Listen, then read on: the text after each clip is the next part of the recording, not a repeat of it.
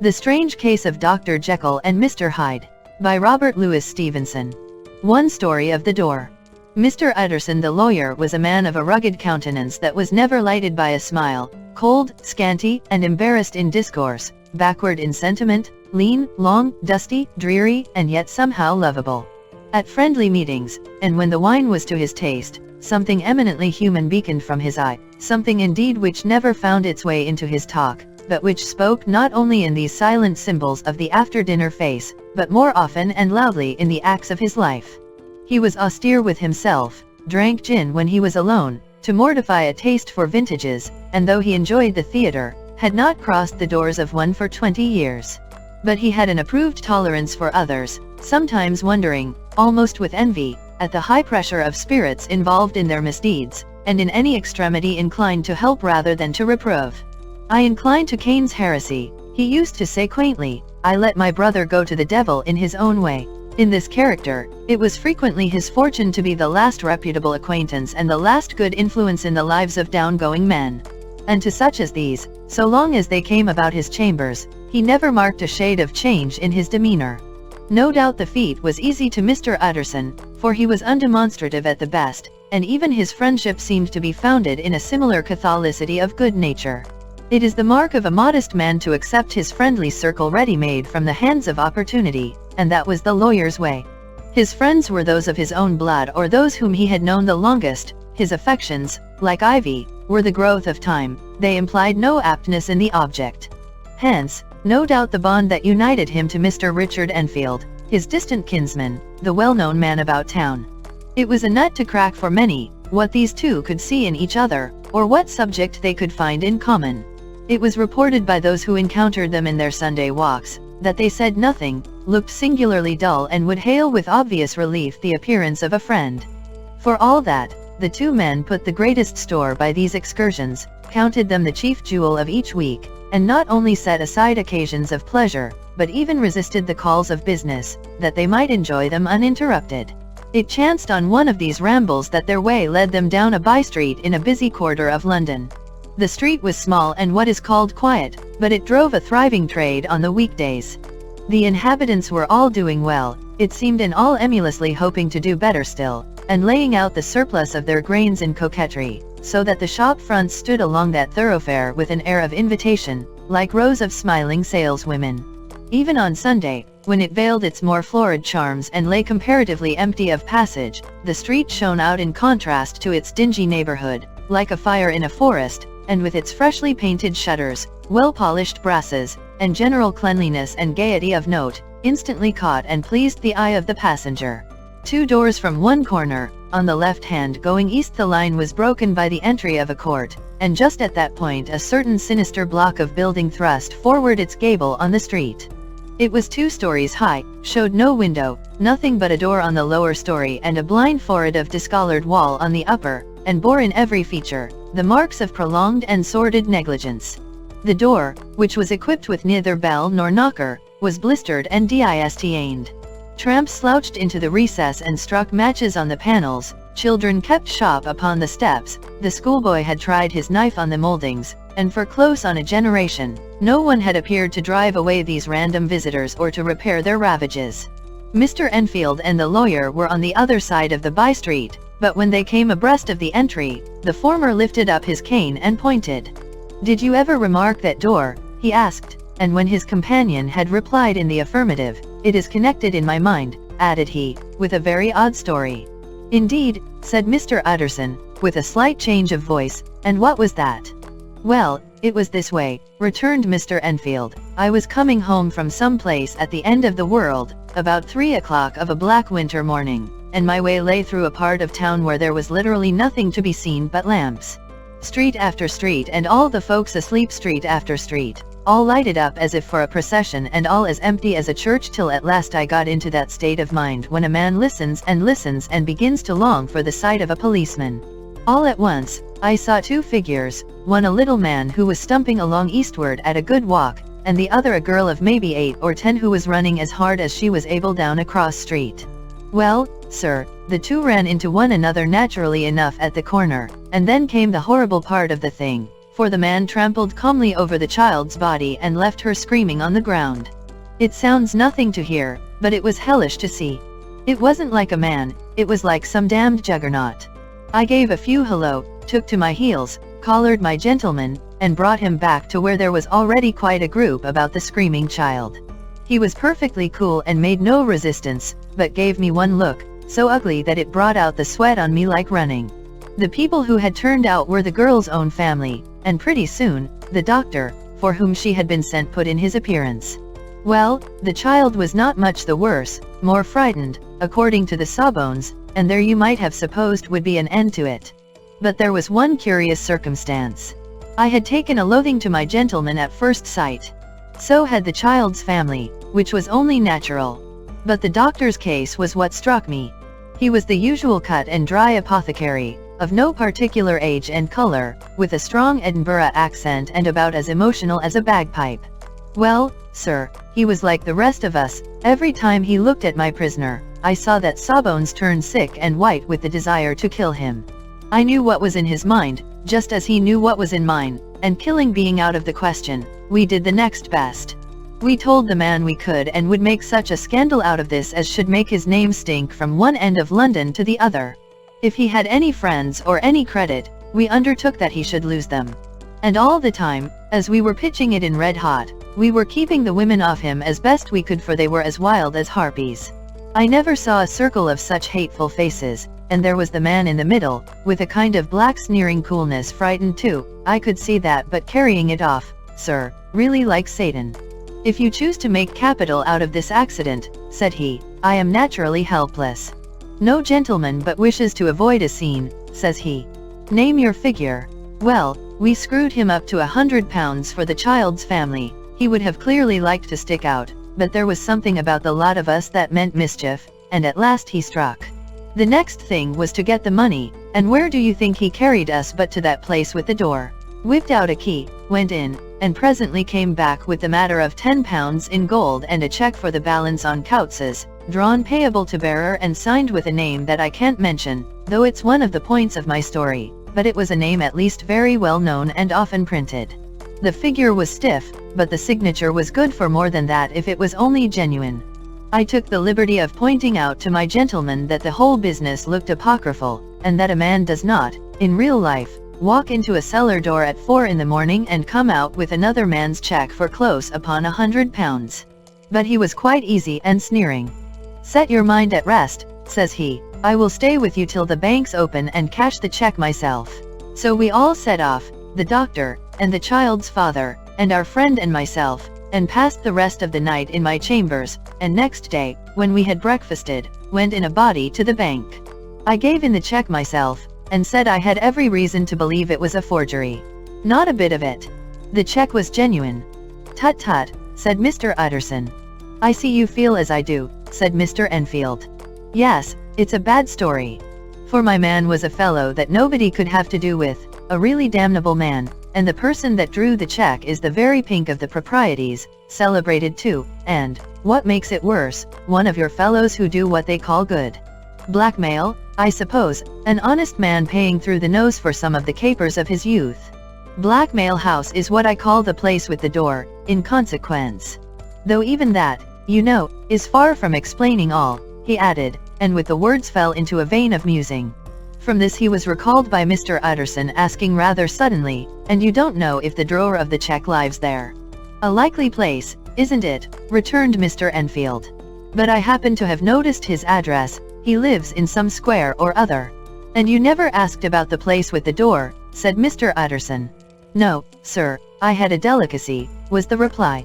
I feel very strongly about putting questions, it partakes too much of the style of the Day of Judgment. You start a question, and it's like starting a stone. You sit quietly on the top of a hill, and away the stone goes, starting others, and presently some bland old bird, the last you would have thought of, is knocked on the head in his own back garden and the family have to change their name. No sir, I make it a rule of mine, the more it looks like Queer Street, the less I ask. A very good rule, too, said the lawyer. But I have studied the place for myself, continued Mr. Enfield. It seems scarcely a house. There is no other door, and nobody goes in or out of that one but, Once in a great while, the gentleman of my adventure. There are 3 windows looking on the court on the first floor, none below. The windows are always shut but they're clean. And then there is a chimney which is generally smoking, so somebody must live there. And yet it's not so sure, for the buildings are so packed together about the court, that it's hard to say where one ends and another begins. The pair walked on again for a while in silence, and then Enfield, said Mr. Utterson, "That's a good rule of yours." "Yes, I think it is," returned Enfield. "But for all that," continued the lawyer, "there's one point I want to ask. I want to ask the name of that man who walked over the child." "Well," said Mr. Enfield, "I can't see what harm it would do. It was a man of the name of Hyde." Said Mr. Utterson. "What sort of a man is he to see?" "He is not easy to describe. There is something wrong with his appearance, something displeasing, something downright detestable. I never saw a man I so disliked, and yet I scarce know why. He must be deformed somewhere. He gives a strong feeling of deformity, although I couldn't specify the point. He's an extraordinary looking man, and yet I really can name nothing out of the way. No, sir, I can make no hand of it. I can't describe him. And it's not want of memory, for I declare I can see him this moment." Mr. Utterson again walked some way in silence and obviously under a weight of consideration. "You are sure he used a key?" he inquired at last. "My dear sir," began Enfield, surprised out of himself. "Yes, I know," said Utterson, "I know it must seem strange. The fact is, if I do not ask you the name of the other party, it is because I know it already. You see, Richard, your tale has gone home. If you have been inexact in any point you had better correct it." "I think you might have warned me," returned the other with a touch of sullenness. "But I have been pedantically exact, as you call it. The fellow had a key, and what's more, he has it still. I saw him use it not a week ago." Mr. Utterson sighed deeply but said never a word, and the young man presently resumed. "Here is another lesson to say nothing," said he. "I am ashamed of my long tongue.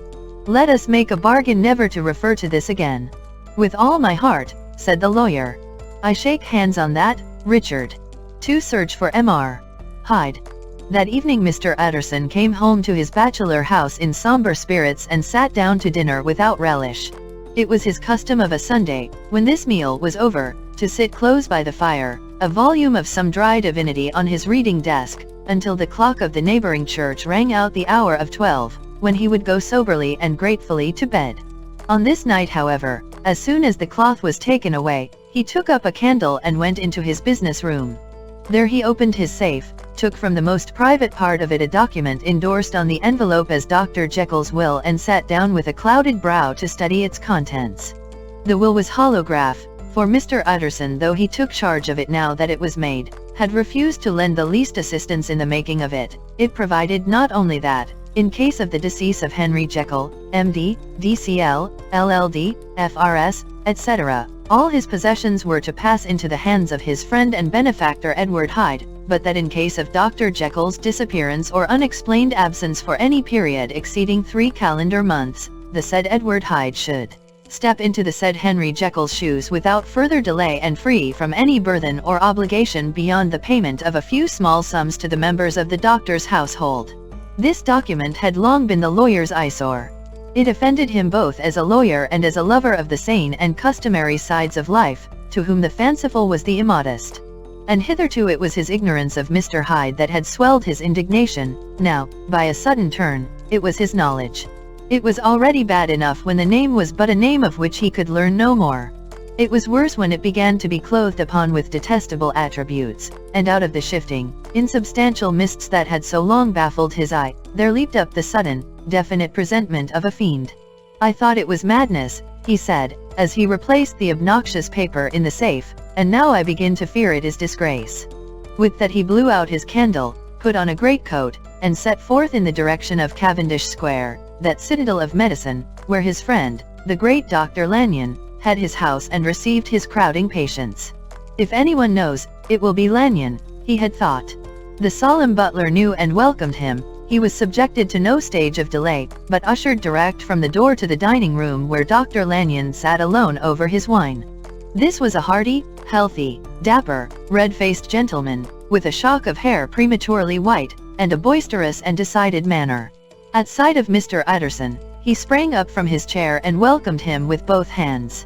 The geniality, as was the way of the man, was somewhat theatrical to the eye, but it reposed on genuine feeling. For these two were old friends, old mates both at school and college, both thorough respecters of themselves and of each other, and what does not always follow, men who thoroughly enjoyed each other's company. After a little rambling talk, the lawyer led up to the subject which so disagreeably preoccupied his mind. "I suppose, Lanyon," said he, "you and I must be the two oldest friends that Henry Jekyll has." "I wish the friends were younger," chuckled Dr. Lanyon. "But I suppose we are. And what of that? I see little of him now." "Indeed," said Utterson. "I thought you had a bond of common interest." "We had," was the reply. "But it is more than 10 years since Henry Jekyll became too fanciful for me. He began to go wrong in mind, and though of course I continue to take an interest in him for old sake's sake, as they say, I see, and I have seen devilish little of the man." "Such unscientific balderdash," added the doctor, flushing suddenly purple, "would have estranged Damon and Pythias." This little spirit of temper was somewhat of a relief to Mr. Utterson. They have only differed on some point of science, he thought, and being a man of no scientific passions, except in the matter of conveyancing, he even added, it is nothing worse than that. He gave his friend a few seconds to recover his composure, and then approached the question he had come to put. "Did you ever come across a protégé of his one Hyde?" he asked. "Hyde," repeated Lanyon. "No. Never heard of him. Since my time." That was the amount of information that the lawyer carried back with him to the great, dark bed on which he tossed to and fro, until the small hours of the morning began to grow large. It was a night of little ease to his toiling mind, toiling in mere darkness and besieged by questions. 6 o'clock struck on the bells of the church that was so conveniently near to Mr. Utterson's dwelling, and still he was digging at the problem. Hitherto it had touched him on the intellectual side alone, but now his imagination also was engaged, or rather enslaved, and as he lay and tossed in the gross darkness of the night and the curtained room, Mr. Enfield's tale went by before his mind in a scroll of lighted pictures. He would be aware of the great field of lamps of a nocturnal city, then of the figure of a man walking swiftly, then of a child running from the doctor's, and then these met, and that human juggernaut trod the child down and passed on regardless of her screams. Or else he would see a room in a rich house, where his friend lay asleep, dreaming and smiling at his dreams, and then the door of that room would be opened, the curtains of the bed plucked apart, the sleeper recalled, and lo, there would stand by his side a figure to whom power was given, and even at that dead hour, he must rise and do its bidding. The figure in these two phases haunted the lawyer all night, and if at any time he dozed over, it was but to see it glide more stealthily through sleeping houses, or move the more swiftly and still the more swiftly, even to dizziness, through wider labyrinths of lamplighted city, and at every street corner crush a child and leave her screaming. And still the figure had no face by which he might know it, even in his dreams, it had no face, or one that baffled him and melted before his eyes, and thus it was that there sprang up and grew apace in the lawyer's mind a singularly strong, almost an inordinate, curiosity to behold the features of the real Mr. Hyde. If he could but once set eyes on him, he thought the mystery would lighten and perhaps roll altogether away, as was the habit of mysterious things when well examined. He might see a reason for his friend's strange preference or bondage, call it which you please, and even for the startling clause of the will. At least it would be a face worth seeing, the face of a man who was without bowels of mercy, a face which had but to show itself to raise up, in the mind of the unimpressionable Enfield, a spirit of enduring hatred. From that time forward, Mr. Utterson began to haunt the door in the by-street of shops. In the morning before office hours, at noon when business was plenty and time scarce, at night under the face of the fogged city moon, by all lights and at all hours of solitude or concourse, the lawyer was to be found on his chosen post. If he be Mr. Hyde, he had thought, I shall be Mr. Seek. And at last his patience was rewarded. It was a fine dry night, frost in the air, the streets as clean as a ballroom floor, the lamps, unshaken by any wind, drawing a regular pattern of light and shadow. By 10 o'clock, when the shops were closed, the by-street was very solitary and, in spite of the low growl of London from all round, very silent. Small sounds carried far, domestic sounds out of the houses were clearly audible on either side of the roadway, and the rumor of the approach of any passenger preceded him by a long time. Mr. Utterson had been some minutes at his post, when he was aware of an odd light footstep drawing near. In the course of his nightly patrols, he had long grown accustomed to the quaint effect with which the footfalls of a single person, while he is still a great way off, suddenly spring out distinct from the vast hum and clatter of the city. Yet his attention had never before been so sharply and decisively arrested, and it was with a strong, superstitious prevision of success that he withdrew into the entry of the court. The steps drew swiftly nearer, and swelled out suddenly louder as they turned the end of the street.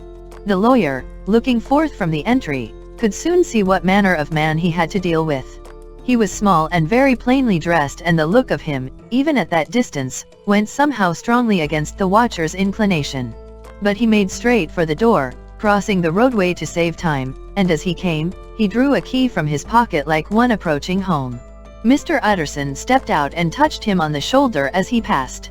"Mr. Hyde, I think." Mr. Hyde shrank back with a hissing intake of the breath. But his fear was only momentary, and though he did not look the lawyer in the face, he answered coolly enough, "That is my name. What do you want?" "I see you are going in," returned the lawyer. "I am an old friend of Dr. Jekyll's, Mr. Utterson of Gaunt Street. You must have heard of my name, and meeting you so conveniently, I thought you might admit me." "You will not find Dr. Jekyll, he is from home," replied Mr. Hyde, blowing in the key. And then suddenly, but still without looking up, "How did you know me?" he asked. "On your side," said Mr. Utterson. "Will you do me a favor?" "With pleasure," replied the other. "What shall it be?" "Will you let me see your face?" asked the lawyer. Mr. Hyde appeared to hesitate, and then, as if upon some sudden reflection, fronted about with an air of defiance, and the pair stared at each other pretty fixedly for a few seconds. "Now I shall know you again," said Mr. Utterson. "It may be useful." "Yes," returned Mr. Hyde, "it is as well we have met, and à propos, you should have my address." And he gave a number of a street in Soho. Good God, thought Mr. Utterson, can he, too, have been thinking of the will? But he kept his feelings to himself and only grunted in acknowledgement of the address. "And now," said the other, "how did you know me?" "By description," was the reply. "Whose description?" "We have common friends," said Mr. Utterson. "Common friends," echoed Mr. Hyde, a little hoarsely. "Who are they?" "Jekyll, for instance," said the lawyer. "He never told you," cried Mr. Hyde, with a flush of anger. "I did not think you would have lied." "Come," said Mr. Utterson, "that is not fitting language." The other snarled aloud into a savage laugh, and the next moment, with extraordinary quickness, he had unlocked the door and disappeared into the house. The lawyer stood a while when Mr. Hyde had left him, the picture of disquietude. Then he began slowly to mount the street, pausing every step or two and putting his hand to his brow like a man in mental perplexity. The problem he was thus debating as he walked, was one of a class that is rarely solved. Mr. Hyde was pale and dwarfish, he gave an impression of deformity without any nameable malformation, he had a displeasing smile, he had borne himself to the lawyer with a sort of murderous mixture of timidity and boldness, and he spoke with a husky, whispering and somewhat broken voice. All these were points against him, but not all of these together could explain the hitherto unknown disgust, loathing, and fear with which Mr. Utterson regarded him. "There must be something else," said the perplexed gentleman. "There is something more, if I could find a name for it. God bless me, the man seems hardly human? Something troglodytic, shall we say? Or can it be the old story of Dr. Fell? Or is it the mere radiance of a foul soul that thus transpires through, and transfigures, its clay continent? The last, I think, for, oh my poor old Harry Jekyll, if ever I read Satan's signature upon a face, it is on that of your new friend." Round the corner from the by-street, there was a square of ancient, handsome houses, now for the most part decayed from their high estate and let in flats and chambers to all sorts and conditions of men, map engravers, architects, shady lawyers, and the agents of obscure enterprises. One house, however, second from the corner, was still occupied entire, and at the door of this, which wore a great air of wealth and comfort, though it was now plunged in darkness except for the fanlight, Mr. Utterson stopped and knocked. A well-dressed, elderly servant opened the door. "Is Dr. Jekyll at home, Poole?" asked the lawyer. "I will see, Mr. Utterson," said Poole, admitting the visitor, as he spoke, into a large, low-roofed, comfortable hall paved with flags, warmed, after the fashion of a country house, by a bright, open fire, and furnished with costly cabinets of oak. "Will you wait here by the fire, sir, or shall I give you a light in the dining room?" "Here, thank you," said the lawyer, and he drew near and leaned on the tall fender. This hall, in which he was now left alone, was a pet fancy of his friend the doctor's, and Utterson himself was wont to speak of it as the pleasantest room in London. But tonight there was a shudder in his blood, the face of Hyde sat heavy on his memory, he felt, what was rare with him, a nausea and distaste of life, and in the gloom of his spirits, he seemed to read a menace in the flickering of the firelight on the polished cabinets and the uneasy starting of the shadow on the roof. He was ashamed of his relief, when Poole presently returned to announce that Dr. Jekyll was gone out. "I saw Mr. Hyde go in by the old dissecting room, Poole," he said. "Is that right, when Dr. Jekyll is from home?" "Quite right, Mr. Utterson, sir," replied the servant. "Mr. Hyde has a key."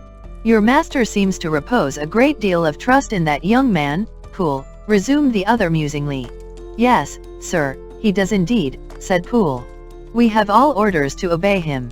"I do not think I ever met Mr. Hyde," asked Utterson. "Oh, dear no, sir. He never dines here," replied the butler. "Indeed we see very little of him on this side of the house, he mostly comes and goes by the laboratory." "Well, good night, Poole." "Good night, Mr. Utterson." And the lawyer set out homeward with a very heavy heart. "Poor Harry Jekyll," he thought, "my mind misgives me he is in deep waters. He was wild when he was young, a long while ago to be sure, but in the law of God, there is no statute of limitations.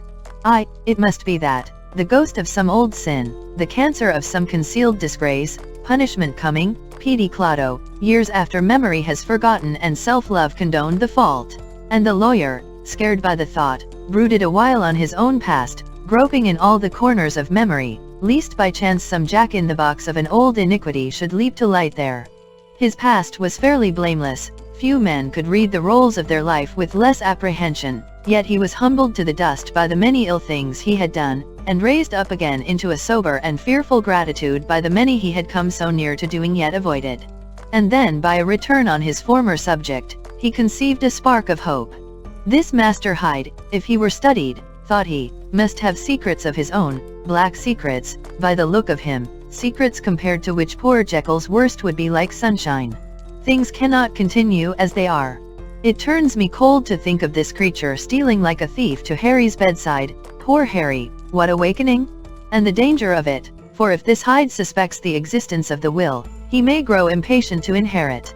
I must put my shoulders to the wheel if Jekyll will but let me," he added, "if Jekyll will only let me." For once more he saw before his mind's eye, as clear as transparency, the strange clauses of the will. 3dr. Jekyll was quite at ease. A fortnight later, by excellent good fortune, the doctor gave one of his pleasant dinners to some 5 or 6 old cronies, all intelligent, reputable men and all judges of good wine, and Mr. Utterson so contrived that he remained behind after the others had departed. This was no new arrangement, but a thing that had befallen many scores of times. Where Utterson was liked, he was liked well.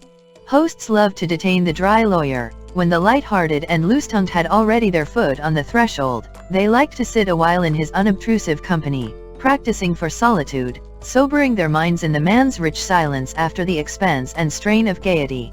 To this rule, Dr. Jekyll was no exception, and as he now sat on the opposite side of the fire, a large, well-made, smooth-faced man of 50, with something of a slyish cast perhaps, but every mark of capacity and kindness you could see by his looks that he cherished for Mr. Utterson a sincere and warm affection. "I have been wanting to speak to you, Jekyll," began the latter. "You know that will of yours." A close observer might have gathered that the topic was distasteful, but the doctor carried it off gaily. "My poor Utterson," said he, "you are unfortunate in such a client. I never saw a man so distressed as you were by my will, unless it were that hidebound pedant, Lanyon, at what he called my scientific heresies. Oh, I know he's a good fellow, you needn't frown, an excellent fellow, and I always mean to see more of him, but a hidebound pedant for all that, an ignorant, blatant pedant. I was never more disappointed in any man than Lanyon. You know I never approved of it," pursued Utterson, ruthlessly disregarding the fresh topic. "My will?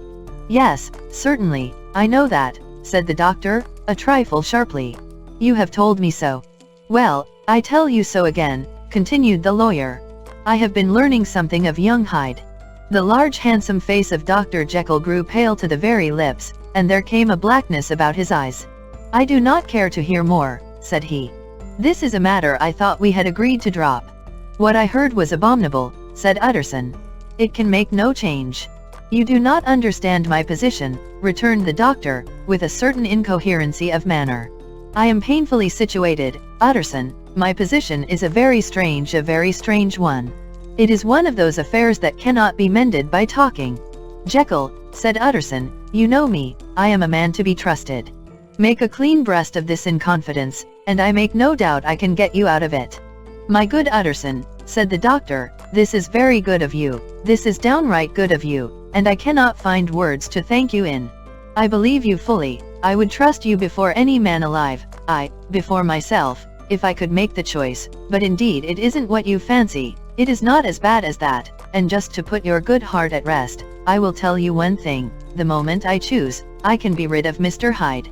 I give you my hand upon that, and I thank you again and again, and I will just add one little word, Utterson, that I'm sure you'll take in good part, this is a private matter, and I beg of you to let it sleep.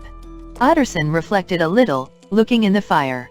I have no doubt you are perfectly right, he said at last, getting to his feet. Well, but since we have touched upon this business, and for the last time I hope, continued the doctor, there is one point I should like you to understand. I have really a very great interest in poor Hyde. I know you have seen him, he told me so, and I fear he was rude. But I do sincerely take a very great interest in that young man, and if I am taken away, Utterson, I wish you to promise me that you will bear with him and get his rights for him. I think you would, if you knew all, and it would be a weight off my mind if you would promise. I can't pretend that I shall ever like him, said the lawyer. I don't ask that, pleaded Jekyll, laying his hand upon the other's arm. I only ask for justice, I only ask you to help him for my sake, when I am no longer here. Utterson heaved an irrepressible sigh. Well, said he, I promise. For the CAREW murder case. Nearly a year later, in the month of October 18th, London was startled by a crime of singular ferocity and rendered all the more notable by the high position of the victim. The details were few and startling. A maidservant living alone in a house not far from the river, had gone upstairs to bed about 11. Although a fog rolled over the city in the small hours, the early part of the night was cloudless, and the lane, which the maid's window overlooked, was brilliantly lit by the full moon. It seems she was romantically given, for she sat down upon her box, which stood immediately under the window, and fell into a dream of musing. Never, she used to say, with streaming tears, when she narrated that experience, never had she felt more at peace with all men or thought more kindly of the world.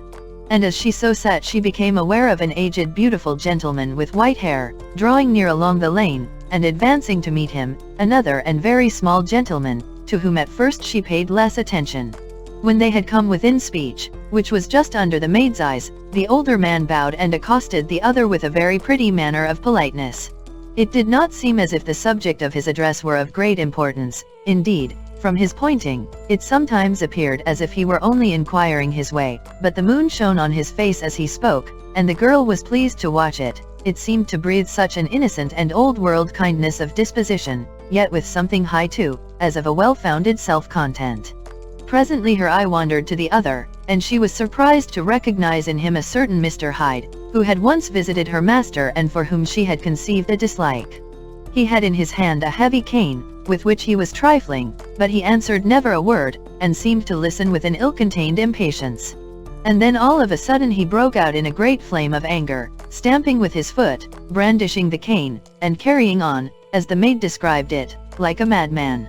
The old gentleman took a step back, with the air of one very much surprised and a trifle hurt, and at that Mr. Hyde broke out of all bounds and clubbed him to the earth.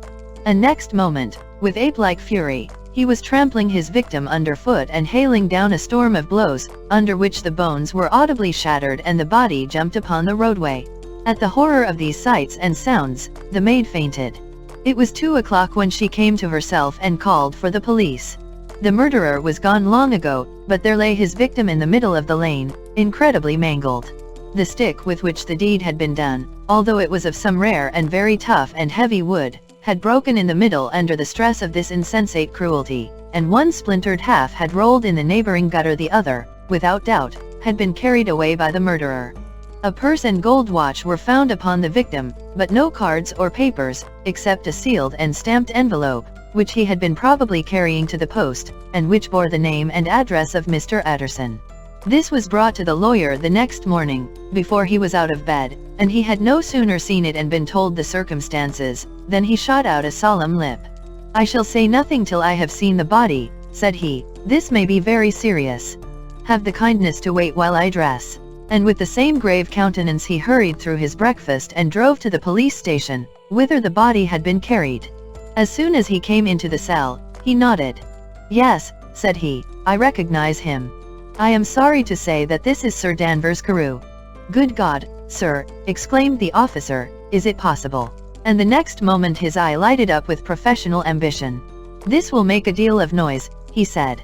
"And perhaps you can help us to the man." And he briefly narrated what the maid had seen, and showed the broken stick. Mr. Utterson had already quailed at the name of Hyde, but when the stick was laid before him, he could doubt no longer. Broken and battered as it was, he recognized it for one that he had himself presented many years before to Henry Jekyll. "Is this Mr. Hyde a person of small stature?" he inquired.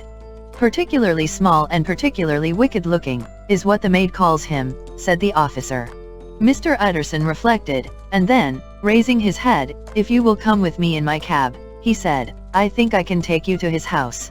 It was by this time about 9 in the morning, and the first fog of the season. A great chocolate-colored pall lowered over heaven, but the wind was continually charging and rooting these embattled vapors, so that as the cab crawled from street to street, Mr. Utterson beheld a marvelous number of degrees and hues of twilight, for here it would be dark like the back end of evening, and there would be a glow of a rich, lurid brown, like the light of some strange conflagration, and here, for a moment, the fog would be quite broken up, and a haggard shaft of daylight would glance in between the swirling wreaths. The dismal quarter of Soho seen under these changing glimpses, with its muddy ways, and slatternly passengers, and its lamps, which had never been extinguished or had been kindled afresh to combat this mournful re-invasion of darkness, seemed, in the lawyer's eyes, like a district of some city in a nightmare. The thoughts of his mind, besides, were of the gloomiest dye, and when he glanced at the companion of his drive, he was conscious of some touch of that terror of the law and the law's officers, which may at times assail the most honest. As the cab drew up before the address indicated, the fog lifted a little and showed him a dingy street, a gin palace, a low French eating house, a shop for the retail of penny numbers and two-penny salads, many ragged children huddled in the doorways, and many women of many different nationalities passing out, key in hand, to have a morning glass, and the next moment the fog settled down again upon that part, as brown as umber, and cut him off from his blackguardly surroundings. This was the home of Henry Jekyll's favorite, of a man who was heir to £250,000 sterling. An ivory-faced and silvery-haired old woman opened the door. She had an evil face, smoothed by hypocrisy, but her manners were excellent. "Yes," she said, "this was Mr. Hyde's, but he was not at home. He had been in that night very late, but he had gone away again in less than an hour. There was nothing strange in that. His habits were very irregular, and he was often absent. For instance, it was nearly 2 months since she had seen him till yesterday." "Very well, then, we wish to see his rooms," said the lawyer, and when the woman began to declare it was impossible, "I had better tell you who this person is," he added. "This is Inspector Newcomen of Scotland Yard."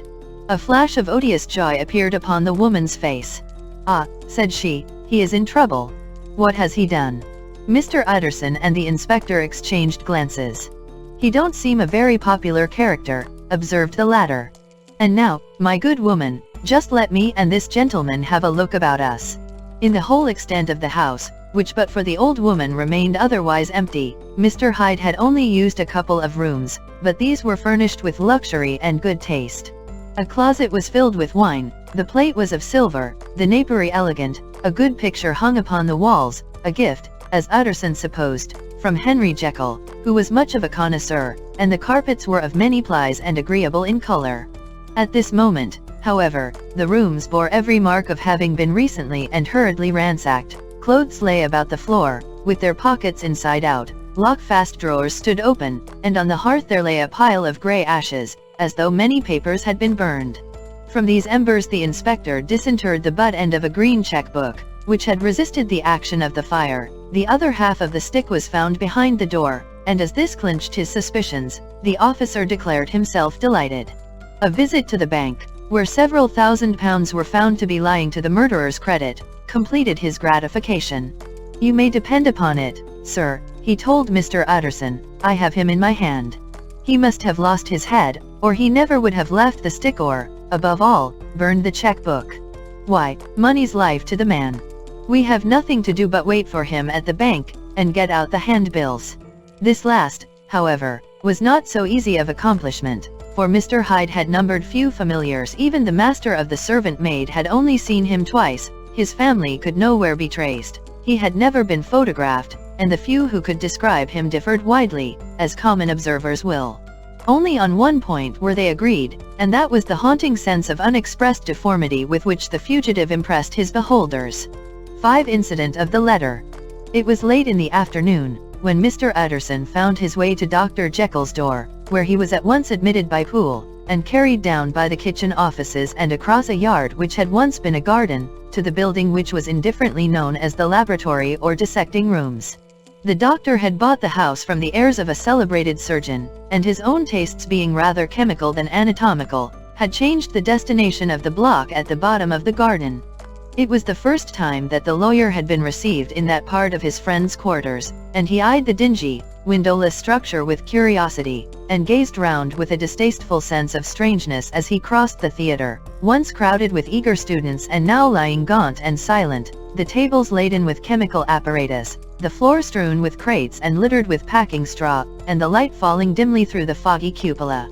At the further end, a flight of stairs mounted to a door covered with red baize, and through this, Mr. Utterson was at last received into the doctor's cabinet. It was a large room fitted round with glass presses, furnished, among other things, with a cheval glass and a business table, and looking out upon the court by 3 dusty windows barred with iron. The fire burned in the grate, a lamp was set lighted on the chimney shelf, for even in the houses the fog began to lie thickly, and there, close up to the warmth, sat Dr. Jekyll, looking deathly sick. He did not rise to meet his visitor, but held out a cold hand and bade him welcome in a changed voice. "And now," said Mr. Utterson, as soon as Poole had left them, "you have heard the news." The doctor shuddered. "They were crying it in the square," he said. "I heard them in my dining room." "One word," said the lawyer. "CAREW was my client, but so are you, and I want to know what I am doing. You have not been mad enough to hide this fellow." "Utterson, I swear to God," cried the doctor, "I swear to God I will never set eyes on him again. I bind my honor to you that I am done with him in this world. It is all at an end. And indeed he does not want my help. You do not know him as I do. He is safe. He is quite safe. Mark my words, he will never more be heard of." The lawyer listened gloomily. He did not like his friend's feverish manner. "You seem pretty sure of him," said he, "and for your sake, I hope you may be right. If it came to a trial, your name might appear." "I am quite sure of him," replied Jekyll. "I have grounds for certainty that I cannot share with anyone. But there is one thing on which you may advise me. I have received a letter, and I am at a loss whether I should show it to the police. I should like to leave it in your hands, Utterson. You would judge wisely, I am sure. I have so great a trust in you." "You fear, I suppose, that it might lead to his detection?" asked the lawyer. "No," said the other. "I cannot say that I care what becomes of Hyde. I am quite done with him. I was thinking of my own character, which this hateful business has rather exposed." Utterson ruminated a while. He was surprised at his friend's selfishness, and yet relieved by it. "Well," said he, at last, "let me see the letter."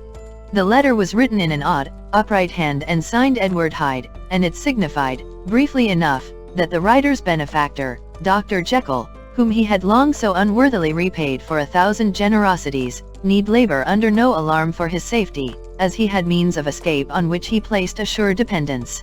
The lawyer liked this letter well enough. It put a better color on the intimacy than he had looked for, and he blamed himself for some of his past suspicions. "Have you the envelope?" he asked. "I burned it," replied Jekyll, "before I thought what I was about. But it bore no postmark. The note was handed in." "Shall I keep this and sleep upon it?" asked Utterson. "I wish you to judge for me entirely," was the reply. "I have lost confidence in myself." "Well, I shall consider," returned the lawyer. "And now one word more, it was Hyde who dictated the terms in your will about that disappearance." The doctor seemed seized with a qualm of faintness. He shut his mouth tight and nodded. "I knew it," said Utterson. "He meant to murder you. You had a fine escape." "I have had what is far more to the purpose," returned the doctor solemnly. "I have had a lesson, oh God, Utterson, what a lesson I have had." And he covered his face for a moment with his hands. On his way out, the lawyer stopped and had a word or two with Poole. "By the by," said he, "there was a letter handed in today. What was the messenger like?" But Poole was positive nothing had come except by post, and only circulars by that, he added. This news sent off the visitor with his fears renewed. Plainly the letter had come by the laboratory door. Possibly, indeed, it had been written in the cabinet, and if that were so, it must be differently judged, and handled with the more caution. The newsboys, as he went, were crying themselves hoarse along the footways. Special edition. Shocking murder of an M.P. That was the funeral oration of one friend and client, and he could not help a certain apprehension lest the good name of another should be sucked down in the eddy of the scandal. It was, at least, a ticklish decision that he had to make, and self-reliant as he was by habit, he began to cherish a longing for advice. It was not to be had directly, but perhaps, he thought, it might be fished for. Presently after, he sat on one side of his own hearth, with Mr. Guest, his head clerk, upon the other, and midway between, at a nicely calculated distance from the fire, a bottle of a particular old wine that had long dwelt unsunned in the foundations of his house. The fog still slept on the wing above the drowned city, where the lamps glimmered like carbuncles, and through the muffle and smother of these fallen clouds, the procession of the town's life was still rolling in through the great arteries with a sound as of a mighty wind. But the room was gay with firelight. In the bottle the acids were long ago resolved, the imperial dye had softened with time, as the color grows richer in stained windows, and the glow of hot autumn afternoons on hillside vineyards was ready to be set free and to disperse the fogs of London. Insensibly the lawyer melted. There was no man from whom he kept fewer secrets than Mr. Guest, and he was not always sure that he kept as many as he meant. Guest had often been on business to the doctors. He knew Poole. He could scarce have failed to hear of Mr. Hyde's familiarity about the house. He might draw conclusions. Was it not as well, then, that he should see a letter which put that mystery to right? And above all, since Guest, being a great student and critic of handwriting, would consider the step natural and obliging? The clerk, besides, was a man of counsel. He could scarce read so strange a document without dropping a remark, and by that remark Mr. Utterson might shape his future course. "This is a sad business about Sir Danvers," he said. "Yes, sir, indeed. It has elicited a great deal of public feeling," returned Guest. "The man, of course, was mad." "I should like to hear your views on that," replied Utterson. "I have a document here in his handwriting. It is between ourselves, for I scarce know what to do about it. It is an ugly business at the best. But there it is, quite in your way, a murderer's autograph." Guest's eyes brightened, and he sat down at once and studied it with passion. "No, sir," he said, "not mad, but it is an odd hand. And by all accounts a very odd writer," added the lawyer. Just then the servant entered with a note. "Is that from Dr. Jekyll, sir?" inquired the clerk. "I thought I knew the writing." "Anything private, Mr. Utterson?" "Only an invitation to dinner." "Why? Do you want to see it?" "One moment." "I thank you, sir," and the clerk laid the 2 sheets of paper alongside and sedulously compared their contents. "Thank you, sir," he said at last, returning both. "It's a very interesting autograph." There was a pause, during which Mr. Utterson struggled with himself. "Why did you compare them, Guest?" he inquired suddenly. "Well, sir," returned the clerk, "there's a rather singular resemblance. The 2 hands are in many points identical, only differently sloped." "Rather quaint," said Utterson. "It is, as you say, rather quaint," returned Guest. "I wouldn't speak of this note, you know," said the master. "No, sir," said the clerk. "I understand." But no sooner was Mr. Utterson alone that night, than he locked the note into his safe, where it reposed from that time forward. What, he thought. Henry Jekyll forged for a murderer, and his blood ran cold in his veins. 6th incident of Dr. Lanyon. Time ran on, Thousands of pounds were offered in reward, for the death of Sir Danvers was resented as a public injury, but Mr. Hyde had disappeared out of the ken of the police as though he had never existed. Much of his past was unearthed, indeed, and all disreputable tales came out of the man's cruelty, at once so callous and violent, of his vile life, of his strange associates, of the hatred that seemed to have surrounded his career, but of his present whereabouts, not a whisper. From the time he had left the house in Soho on the morning of the murder, he was simply blotted out, and gradually, as time drew on, Mr. Utterson began to recover from the hotness of his alarm, and to grow more at quiet with himself. The death of Sir Danvers was, to his way of thinking, more than paid for by the disappearance of Mr. Hyde. Now that that evil influence had been withdrawn, a new life began for Dr. Jekyll. He came out of his seclusion, renewed relations with his friends, became once more their familiar guest and entertainer, and whilst he had always been known for charities, he was now no less distinguished for religion. He was busy, he was much in the open air, he did good, his face seemed to open and brighten, as if with an inward consciousness of service, and for more than 2 months, the doctor was at peace. On the 8th of January Utterson had dined at the doctor's with a small party. Lanyon had been there, and the face of the host had looked from one to the other as in the old days when the trio were inseparable friends. On the 12th, and again on the 14th, the door was shut against the lawyer. The doctor was confined to the house, Poole said, and saw no one. On the 15th, he tried again, and was again refused, and having now been used for the last 2 months to see his friend almost daily, he found this return of solitude to weigh upon his spirits. The 5th night he had in guest to dine with him, and the 6th he betook himself to Dr. LANYON'S. There at least he was not denied admittance, but when he came in, he was shocked at the change which had taken place in the doctor's appearance. He had his death warrant written legibly upon his face. The rosy man had grown pale, his flesh had fallen away, he was visibly balder and older, and yet it was not so much these tokens of a swift physical decay that arrested the lawyer's notice, as a look in the eye and quality of manner that seemed to testify to some deep-seated terror of the mind. It was unlikely that the doctor should fear death, and yet that was what Utterson was tempted to suspect. Yes, he thought, he is a doctor, he must know his own state and that his days are counted, and the knowledge is more than he can bear. And yet when Utterson remarked on his ill looks, it was with an air of great firmness that Lanyon declared himself a doomed man. "I have had a shock," he said, "and I shall never recover. It is a question of weeks. Well, life has been pleasant, I liked it, yes, sir, I used to like it. I sometimes think if we knew all, we should be more glad to get away." "Jekyll is ill, too," observed Utterson. "Have you seen him?" But Lanyon's face changed, and he held up a trembling hand. "I wish to see or hear no more of Dr. Jekyll," he said in a loud, unsteady voice. "I am quite done with that person, and I beg that you will spare me any allusion to one whom I regard as dead." "Tut, tut," said Mr. Utterson, and then after a considerable pause, "Can't I do anything?" he inquired. "We are 3 very old friends, Lanyon, we shall not live to make others." "Nothing can be done," returned Lanyon, "ask himself." "He will not see me," said the lawyer. "I am not surprised at that," was the reply. "Some day, Utterson, after I am dead, you may perhaps come to learn the right and wrong of this. I cannot tell you. And in the meantime, if you can sit and talk with me of other things, for God's sake, stay and do so, but if you cannot keep clear of this accursed topic, then in God's name, go, for I cannot bear it."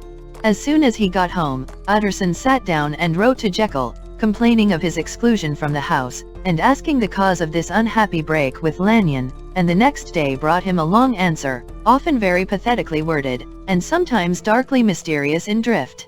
The quarrel with Lanyon was incurable. "I do not blame our old friend," Jekyll wrote, "but I share his view that we must never meet. I mean from henceforth to lead a life of extreme seclusion. You must not be surprised, nor must you doubt my friendship, if my door is often shut even to you. You must suffer me to go my own dark way. I have brought on myself a punishment and a danger that I cannot name. If I am the chief of sinners, I am the chief of sufferers also. I could not think that this earth contained a place for sufferings and terrors so unmanning, and you can do but one thing, Utterson, to lighten this destiny, and that is to respect my silence." Utterson was amazed. The dark influence of Hyde had been withdrawn, The doctor had returned to his old tasks and amities. A week ago, the prospect had smiled with every promise of a cheerful and an honored age, and now in a moment, friendship and peace of mind, and the whole tenor of his life were wrecked. So great and unprepared a change pointed to madness, but in view of Lanyon's manner and words, there must lie for it some deeper ground. A week afterwards Dr. Lanyon took to his bed, and in something less than a fortnight he was dead. The night after the funeral, at which he had been sadly affected, Utterson locked the door of his business room, and sitting there by the light of a melancholy candle, drew out and set before him an envelope addressed by the hand and sealed with the seal of his dead friend. Private, for the hands of G.J. Utterson alone, and in case of his predeceased to be destroyed unread, so it was emphatically superscribed, and the lawyer dreaded to behold the contents. I have buried one friend today, he thought, what if this should cost me another? And then he condemned the fear as a disloyalty, and broke the seal. Within there was another enclosure, likewise sealed, and marked upon the cover as not to be opened till the death or disappearance of Dr. Henry Jekyll. Utterson could not trust his eyes. Yes, it was disappearance. Here again, as in the mad will which he had long ago restored to its author, here again were the idea of a disappearance and the name of Henry Jekyll bracket. But in the will, that idea had sprung from the sinister suggestion of the man Hyde. It was set there with a purpose all too plain and horrible. Written by the hand of Lanyon, what should it mean? A great curiosity came on the trustee, to disregard the prohibition and dive at once to the bottom of these mysteries, but professional honor and faith to his dead friend were stringent obligations, and the packet slept in the inmost corner of his private safe. It is one thing to mortify curiosity, another to conquer it, and it may be doubted if, from that day forth, Utterson desired the society of his surviving friend with the same eagerness. He thought of him kindly, but his thoughts were disquieted and fearful. He went to call indeed, but he was perhaps relieved to be denied admittance. Perhaps, in his heart, he preferred to speak with Poole upon the doorstep and surrounded by the air and sounds of the open city, rather than to be admitted into that house of voluntary bondage, and to sit and speak with its inscrutable recluse. Poole had, indeed, no very pleasant news to communicate. The doctor, it appeared, now more than ever confined himself to the cabinet over the laboratory, where he would sometimes even sleep. He was out of spirits, he had grown very silent, he did not read, it seemed as if he had something on his mind. Utterson became so used to the unvarying character of these reports, that he fell off little by little in the frequency of his visits. 7. Incident at the window. It chanced on Sunday, when Mr. Utterson was on his usual walk with Mr. Enfield, that their way lay once again through the by-street, and that when they came in front of the door, both stopped to gaze on it. "Well," said Enfield, "that story's at an end at least. We shall never see more of Mr. Hyde." "I hope not," said Utterson. "Did I ever tell you that I once saw him, and shared your feeling of repulsion?" "It was impossible to do the one without the other," returned Enfield. "And by the way, what an ass you must have thought me, not to know that this was a back way to Dr. Jekyll's. It was partly your own fault that I found it out, even when I did." "So you found it out, did you?" said Utterson. "But if that be so, we may step into the court and take a look at the windows. To tell you the truth, I am uneasy about poor Jekyll, and even outside, I feel as if the presence of a friend might do him good." The court was very cool and a little damp, and full of premature twilight, although the sky, high up overhead, was still bright with sunset. The middle one of the 3 windows was halfway open, and sitting close beside it, taking the air with an infinite sadness of mien, like some disconsolate prisoner, Utterson saw Dr. Jekyll. "What? Jekyll," he cried. "I trust you are better." "I am very low, Utterson," replied the doctor drearily, "very low. It will not last long, thank God." "You stay too much indoors," said the lawyer.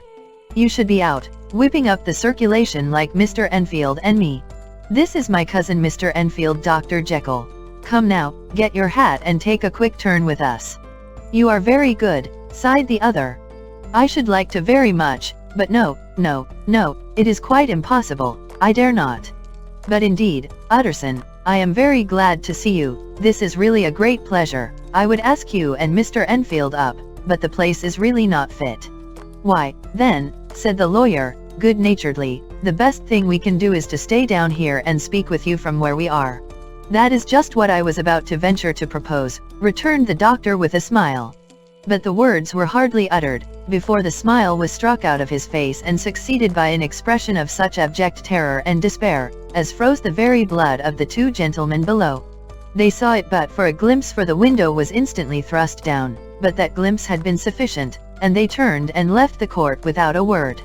In silence, too, they traversed the by-street, and it was not until they had come into a neighboring thoroughfare, where even upon a Sunday there were still some stirrings of life, that Mr. Utterson at last turned and looked at his companion. They were both pale, and there was an answering horror in their eyes. "God forgive us, God forgive us," said Mr. Utterson. But Mr. Enfield only nodded his head very seriously, and walked on once more in silence. 8. The last night. Mr. Utterson was sitting by his fireside one evening after dinner, when he was surprised to receive a visit from Poole. "Bless me, Poole, what brings you here?" he cried, and then taking a second look at him, "What ails you?" he added, "is the doctor ill?" "Mr. Utterson," said the man, "there is something wrong." "Take a seat, and here is a glass of wine for you," said the lawyer. "Now, take your time, and tell me plainly what you want." "You know the doctor's ways, sir," replied Poole, "and how he shuts himself up." "Well, he's shut up again in the cabinet, and I don't like it, sir. I wish I may die if I like it." "Mr. Utterson, sir, I'm afraid." "Now, my good man," said the lawyer, "be explicit. What are you afraid of?"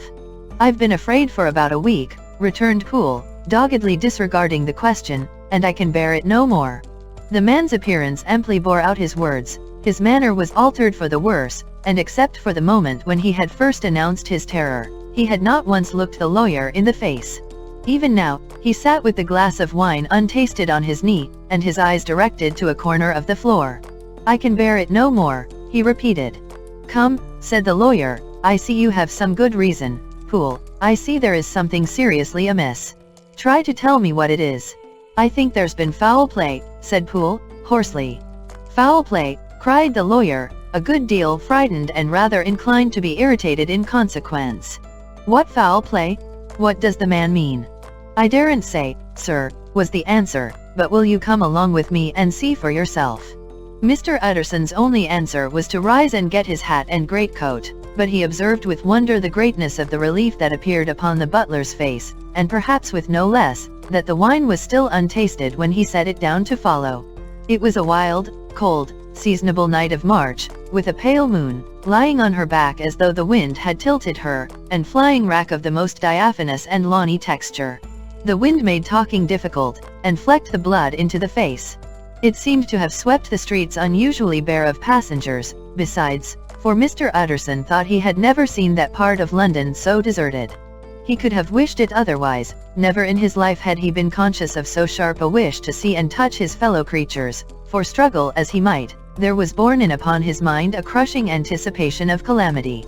The square, when they got there, was full of wind and dust, and the thin trees in the garden were lashing themselves along the railing.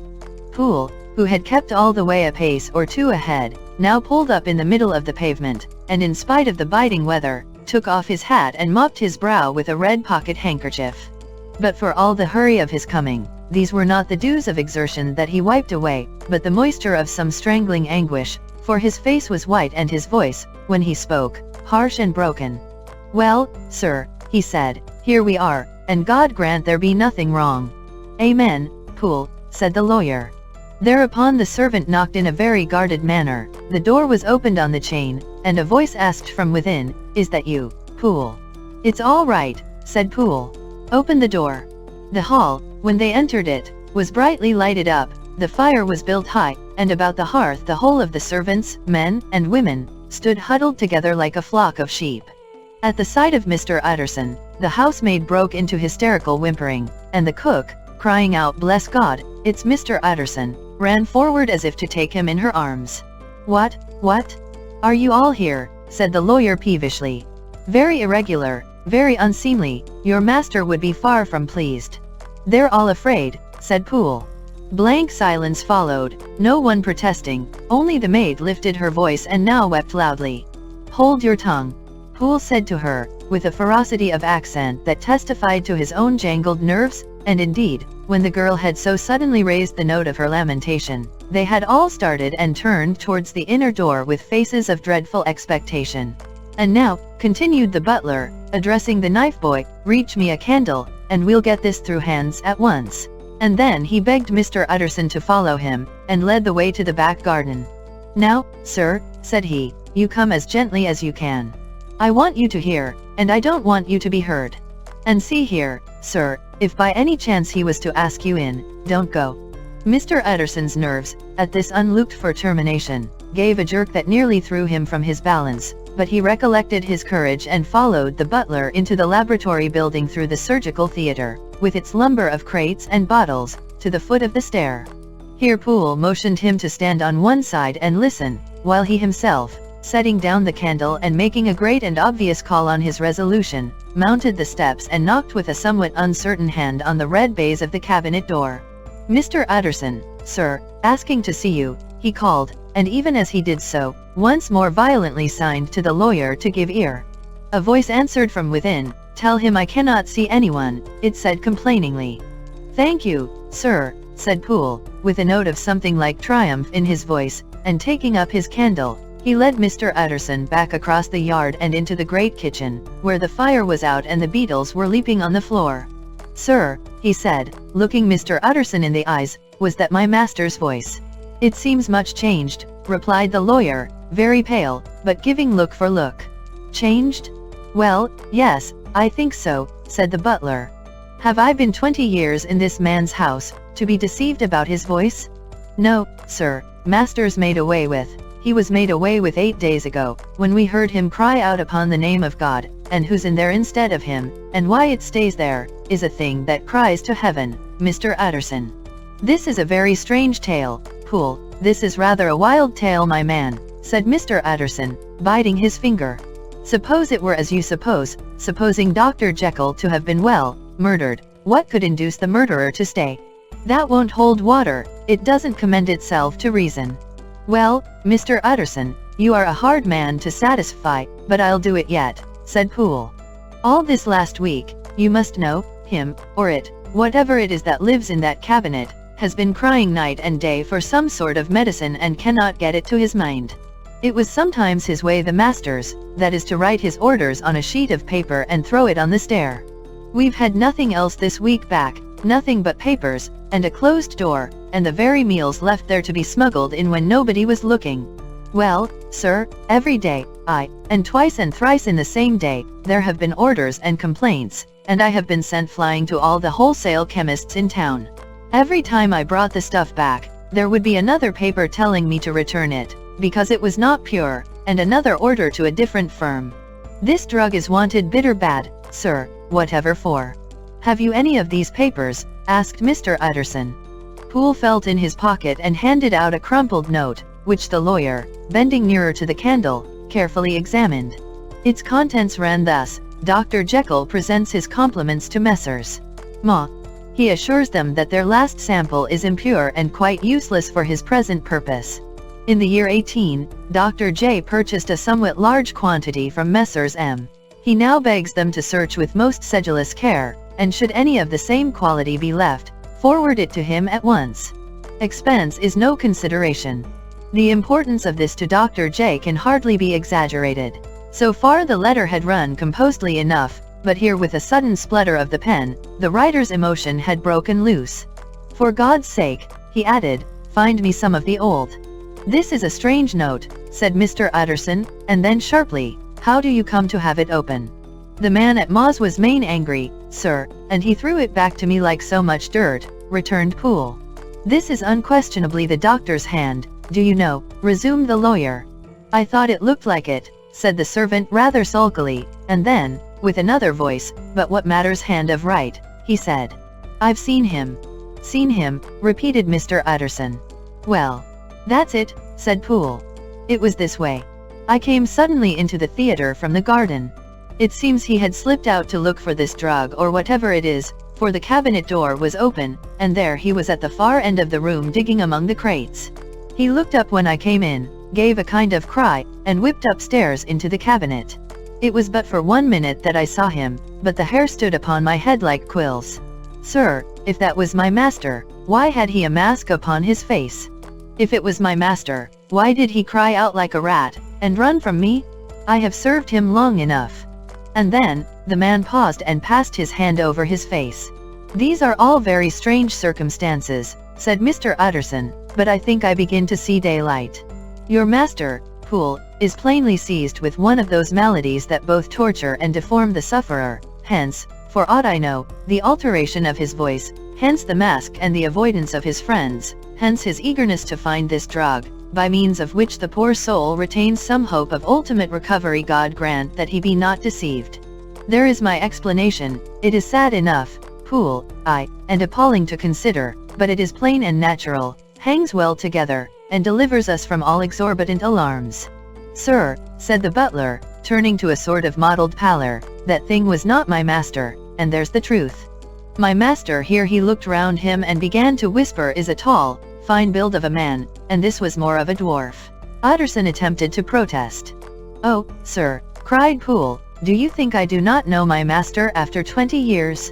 Do you think I do not know where his head comes to in the cabinet door, where I saw him every morning of my life?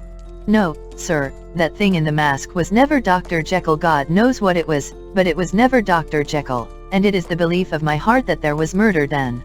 Poole, replied the lawyer, if you say that, it will become my duty to make certain. Much as I desire to spare your master's feelings, much as I am puzzled by this note which seems to prove him to be still alive, I shall consider it my duty to break in that door. Ah, Mr. Utterson, that's talking, cried the butler.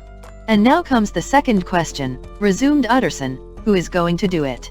Why, you and me, sir, was the undaunted reply. That's very well said, returned the lawyer, and whatever comes of it, I shall make it my business to see you are no loser. There is an axe in the theater, continued Poole, and you might take the kitchen poker for yourself. The lawyer took that rude but weighty instrument into his hand, and balanced it. Do you know, Poole, he said, looking up, that you and I are about to place ourselves in a position of some peril? You may say so, sir, indeed, returned the butler. It is well, then, that we should be frank, said the other. We both think more than we have said, let us make a clean breast. This masked figure that you saw, did you recognize it? Well, sir, it went so quick, and the creature was so doubled up, that I could hardly swear to that, was the answer. But if you mean, was it Mr. Hyde, why, yes, I think it was. You see, it was much of the same bigness, and it had the same quick, light way with it, and then who else could have got in by the laboratory door? You have not forgot, sir, that at the time of the murder he had still the key with him? But that's not all. I don't know, Mr. Utterson, if you ever met this Mr. Hyde. Yes, said the lawyer, I once spoke with him. Then you must know as well as the rest of us that there was something queer about that gentleman, something that gave a man a turn. I don't know rightly how to say it, sir, beyond this, that you felt in your marrow kind of cold and thin. I own I felt something of what you describe, said Mr. Utterson. Quite so, sir, returned Poole. Well, when that masked thing like a monkey jumped from among the chemicals and whipped into the cabinet, it went down my spine like ice. Oh, I know it's not evidence, Mr. Utterson, I'm book-learned enough for that, but a man has his feelings, and I give you my Bible word it was Mr. Hyde. I, said the lawyer. My fears incline to the same point. Evil, I fear, founded evil was sure to come of that connection. I believe you, I believe poor Harry is killed, and I believe his murderer, for what purpose, God alone can tell, is still lurking in his victim's room. Well, let our name be Vengeance. Call Bradshaw. The footman came at the summons, very white and nervous. Pull yourself together, Bradshaw, said the lawyer. This suspense, I know, is telling upon all of you, but it is now our intention to make an end of it. Poole, here, and I are going to force our way into the cabinet. If all is well, my shoulders are broad enough to bear the blame. Meanwhile, lest anything should really be amiss, or any malefactor seek to escape by the back, you and the boy must go round the corner with a pair of good sticks and take your post at the laboratory door. We give you 10 minutes to get to your stations. As Bradshaw left, the lawyer looked at his watch. And now, Poole, let us get to ours, he said, and taking the poker under his arm, led the way into the yard. The scud had banked over the moon, and it was now quite dark. The wind, which only broke in puffs and drafts into that deep well of building, tossed the light of the candle to and fro about their steps, until they came into the shelter of the theater, where they sat down silently to wait. London hummed solemnly all around, but nearer at hand, the stillness was only broken by the sounds of a footfall moving to and fro along the cabinet floor.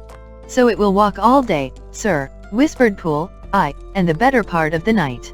Only when a new sample comes from the chemist, there's a bit of a break. Ah, it's an ill conscience that's such an enemy to rest. Ah, sir, there's blood foully shed in every step of it.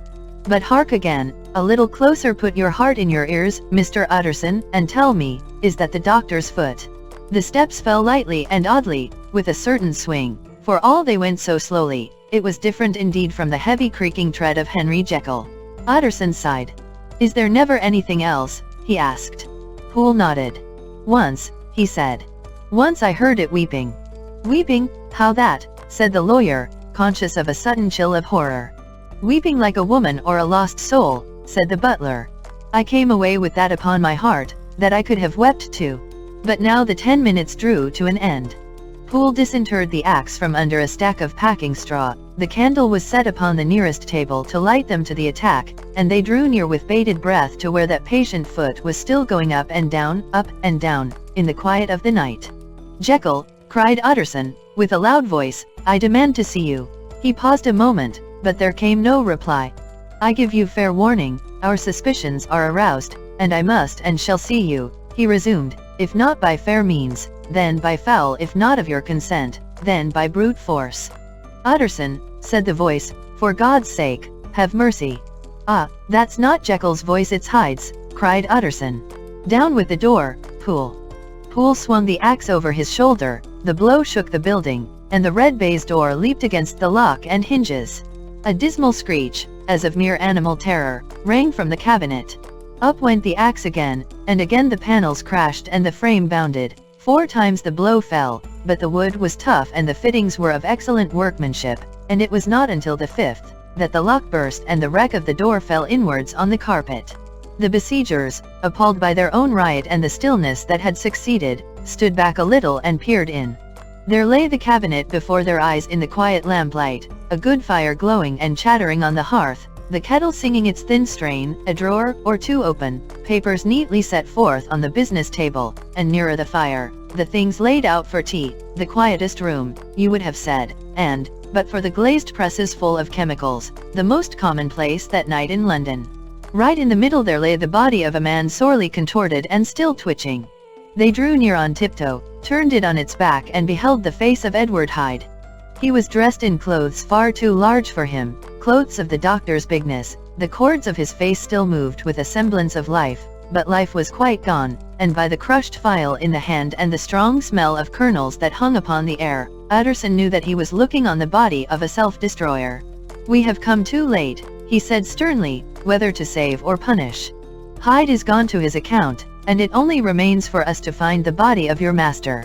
The far greater proportion of the building was occupied by the theater, which filled almost the whole ground story and was lighted from above, and by the cabinet, which formed an upper story at one end and looked upon the court.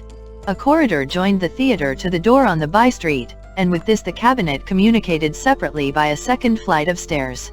There were besides a few dark closets and a spacious cellar. All these they now thoroughly examined. Each closet needed but a glance, for all were empty, and all, by the dust that fell from their doors, had stood long unopened. The cellar, indeed, was filled with crazy lumber, mostly dating from the times of the surgeon who was Jekyll's predecessor, but even as they opened the door they were advertised of the uselessness of further search, by the fall of a perfect mat of cobweb which had for years sealed up the entrance. Nowhere was there any trace of Henry Jekyll, dead or alive. Poole stamped on the flags of the corridor. "He must be buried here," he said, hearkening to the sound. "Or he may have fled," said Utterson, and he turned to examine the door in the by-street. It was locked, and lying nearby on the flags, they found the key, already stained with rust. "This does not look like use," observed the lawyer. "Use," echoed Poole. "Do you not see, sir, it is broken, much as if a man had stamped on it." "Aye," continued Utterson, "and the fractures, too, are rusty." The two men looked at each other with a scare. "This is beyond me, Poole," said the lawyer. "Let us go back to the cabinet." They mounted the stair in silence, and still with an occasional awestruck glance at the dead body, proceeded more thoroughly to examine the contents of the cabinet. At one table, there were traces of chemical work, various measured heaps of some white salt being laid on glass saucers, as though for an experiment in which the unhappy man had been prevented. "That is the same drug that I was always bringing him," said Poole, and even as he spoke, the kettle with a startling noise boiled over. This brought them to the fireside, where the easy chair was drawn cozily up, and the tea things stood ready to the sitter's elbow, the very sugar in the cup. There were several books on a shelf, one lay beside the tea things open, and Utterson was amazed to find it a copy of a pious work, for which Jekyll had several times expressed a great esteem, annotated, in his own hand with startling blasphemies. Next, in the course of their review of the chamber, the searchers came to the cheval glass, into whose depths they looked with an involuntary horror. But it was so turned as to show them nothing but the rosy glow playing on the roof, the fire sparkling in 100 repetitions along the glazed front of the presses, and their own pale and fearful countenances stooping to look in. "This glass has seen some strange things, sir," whispered Poole. "And surely none stranger than itself," echoed the lawyer in the same tones. For what did Jekyll? He caught himself up at the word with a start, and then conquering the weakness, what could Jekyll want with it, he said. "You may say that," said Poole. Next they turned to the business table. On the desk, among the neat array of papers, a large envelope was uppermost, and bore, in the doctor's hand, the name of Mr. Utterson. The lawyer unsealed it, and several enclosures fell to the floor. The first was a will, drawn in the same eccentric terms as the one which he had returned 6 months before, to serve as a testament in case of death and as a deed of gift in case of disappearance, but in place of the name of Edward Hyde, the lawyer, with indescribable amazement read the name of Gabriel John Utterson. He looked at Poole, and then back at the paper, and last of all at the dead malefactor stretched upon the carpet. "My head goes round," he said. "He has been all these days in possession. He had no cause to like me. He must have raged to see himself displaced, and he has not destroyed this document." He caught up the next paper. It was a brief note in the doctor's hand and dated at the top. "Oh, Poole," the lawyer cried, "he was alive and here this day. He cannot have been disposed of in so short a space. He must be still alive. He must have fled. And then, why fled? And how? And in that case, can we venture to declare this suicide? Oh, we must be careful. I foresee that we may yet involve your master in some dire catastrophe." "Why don't you read it, sir?" asked Poole. "Because I fear," replied the lawyer solemnly. "God grant I have no cause for it." And with that he brought the paper to his eyes and read as follows. "My dear Utterson, when this shall fall into your hands, I shall have disappeared. Under what circumstances I have not the penetration to foresee, but my instinct and all the circumstances of my nameless situation tell me that the end is sure and must be early. Go then, and first read the narrative which Lanyon warned me he was to place in your hands, and if you care to hear more, turn to the confession of your unworthy and unhappy friend, Henry Jekyll." "There was a third enclosure?" asked Utterson. "Here, sir," said Poole, and gave into his hands a considerable packet sealed in several places. The lawyer put it in his pocket. "I would say nothing of this paper. If your master has fled or is dead, we may at least save his credit. It is now 10, I must go home and read these documents in quiet, but I shall be back before midnight, when we shall send for the police." They went out, locking the door of the theater behind them, and Utterson, once more leaving the servants gathered about the fire in the hall, trudged back to his office to read the 2 narratives in which this mystery was now to be explained. 9 Dr. Lanyon's narrative. On the 9th of January, now 4 days ago, I received by the evening delivery a registered envelope, addressed in the hand of my colleague and old school companion, Henry Jekyll. I was a good deal surprised by this, for we were by no means in the habit of correspondence. I had seen the man, dined with him, indeed, the night before, and I could imagine nothing in our intercourse that should justify formality of registration. The contents increased my wonder, for this is how the letter ran. 10th December 18th. Dear Lanyon, you are one of my oldest friends, and although we may have differed at times on scientific questions, I cannot remember, at least on my side, any break in our affection.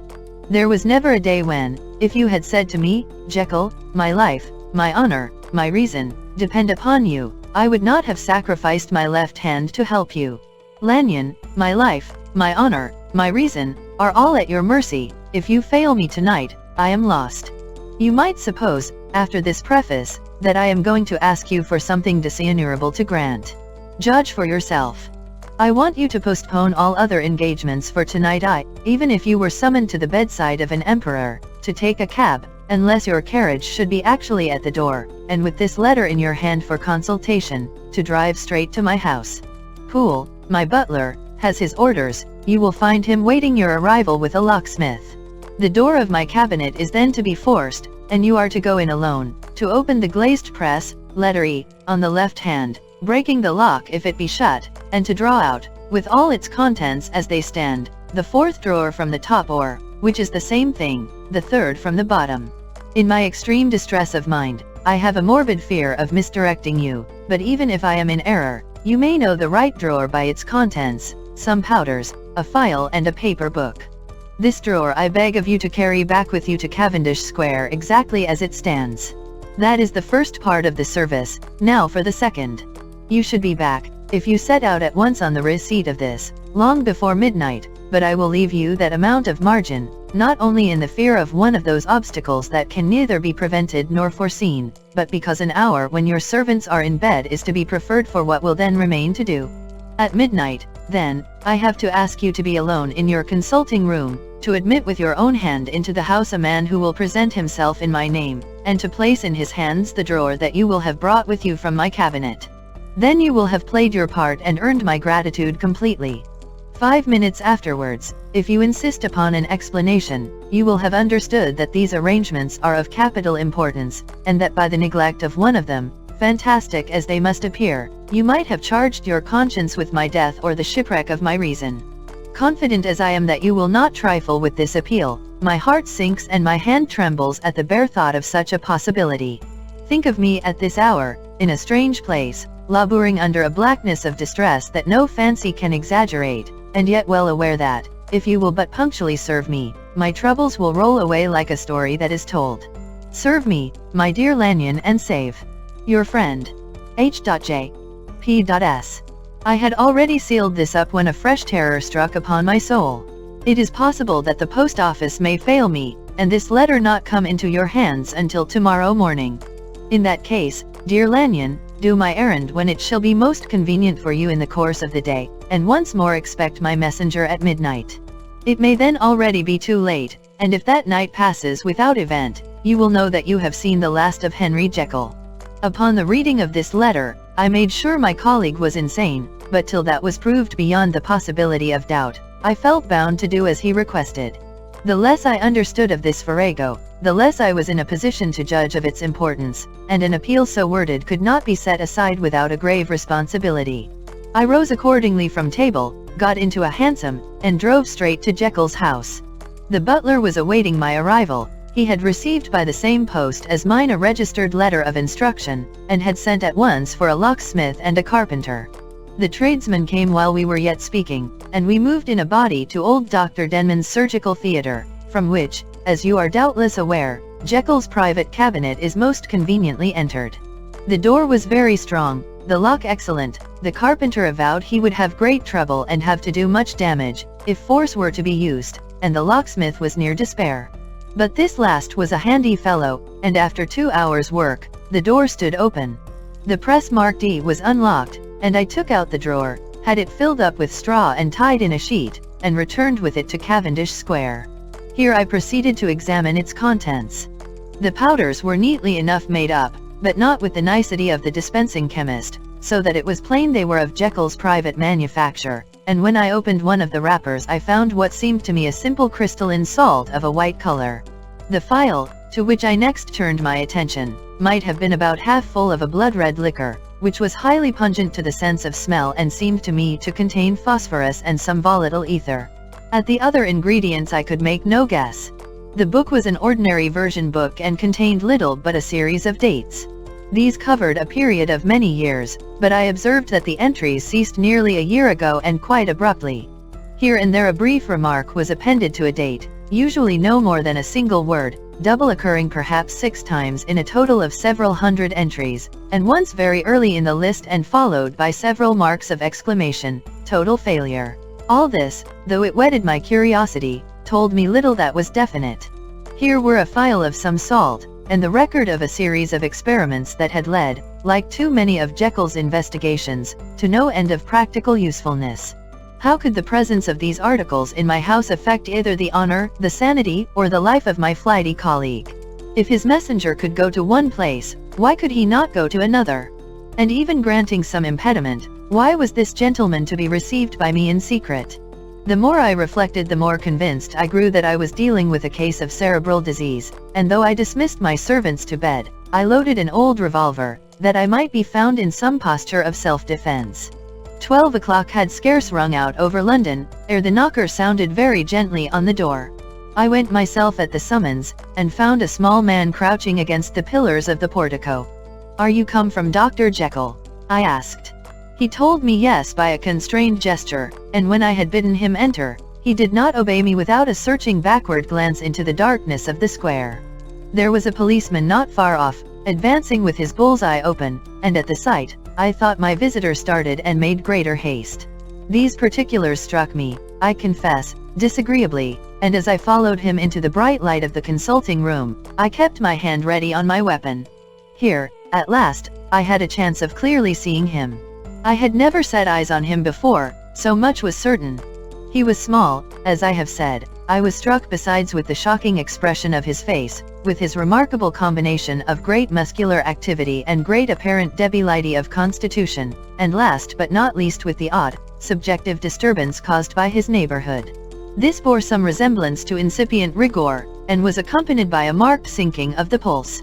At the time, I set it down to some idiosyncratic, personal distaste, and merely wondered at the acuteness of the symptoms, but I have since had reason to believe the cause to lie much deeper in the nature of man, and to turn on some nobler hinge than the principle of hatred. This person, who had thus, from the first moment of his entrance, struck in me what I can only describe as a disgustful curiosity, was dressed in a fashion that would have made an ordinary person laughable. His clothes, that is to say, although they were of rich and sober fabric, were enormously too large for him in every measurement, the trousers hanging on his legs and rolled up to keep them from the ground, the waist of the coat below his haunches, and the collar sprawling wide upon his shoulders. Strange to relate, this ludicrous accoutrement was far from moving me to laughter. Rather, as there was something abnormal and misbegotten in the very essence of the creature that now faced me, something seizing, surprising, and revolting, this fresh disparity seemed but to fit in with and to reinforce it, so that to my interest in the man's nature and character, there was added a curiosity as to his origin, his life, his fortune, and status in the world. These observations, though they have taken so great a space to be set down in, were yet the work of a few seconds. My visitor was, indeed, on fire with somber excitement. "Have you got it?" he cried. "Have you got it?"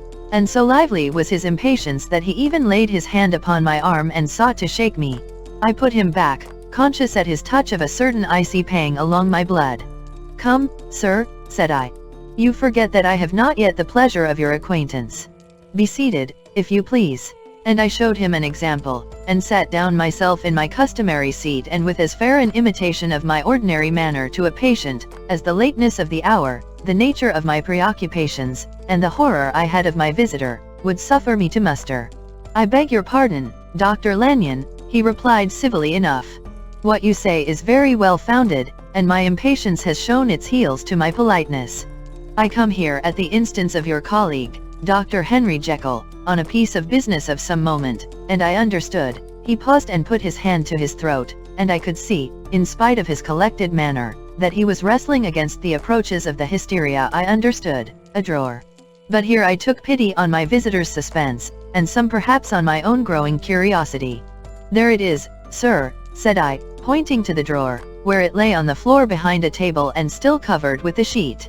He sprang to it, and then paused, and laid his hand upon his heart. I could hear his teeth grate with the convulsive action of his jaws, and his face was so ghastly to see that I grew alarmed both for his life and reason.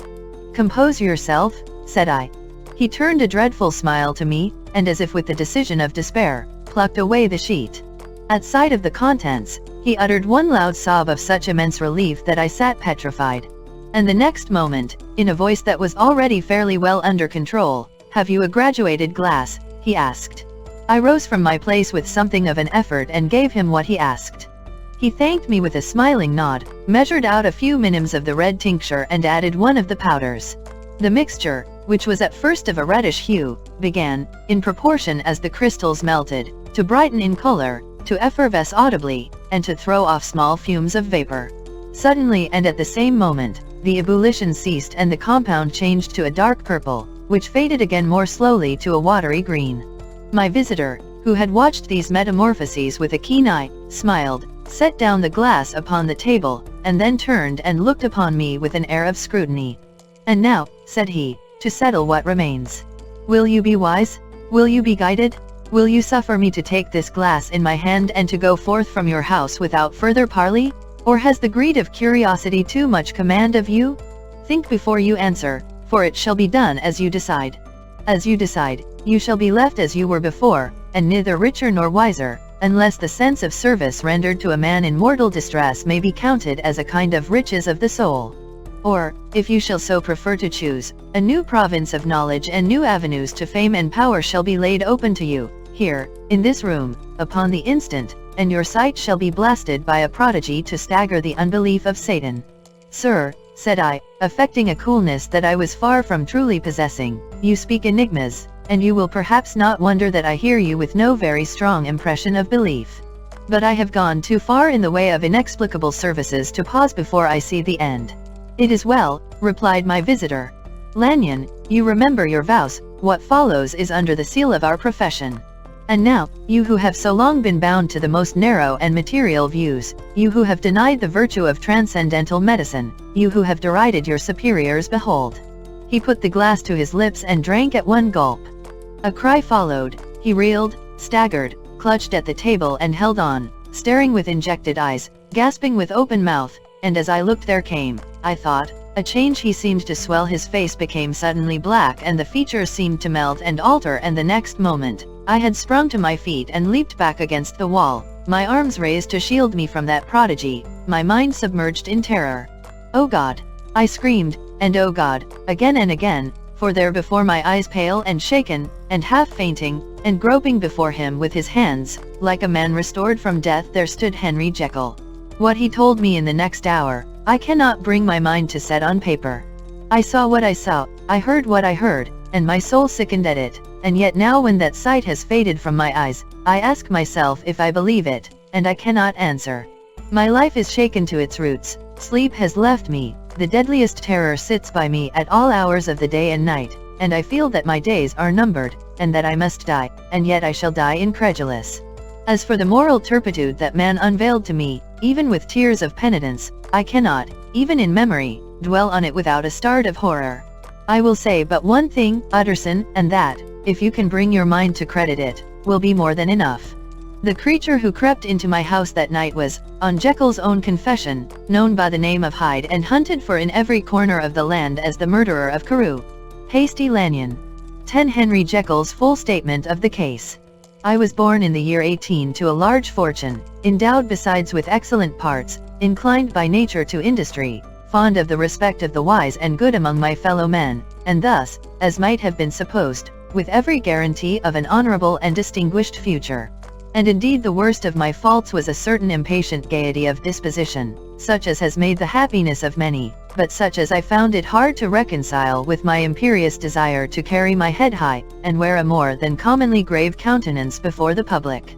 Hence it came about that I concealed my pleasures, and that when I reached years of reflection, and began to look round me and take stock of my progress and position in the world, I stood already committed to a profound duplicity of life.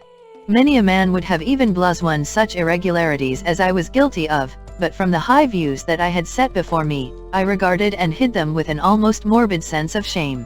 It was thus rather the exacting nature of my aspirations than any particular degradation in my faults, that made me what I was, and, with even a deeper trench than in the majority of men, severed in me those provinces of good and ill which divide and compound man's dual nature.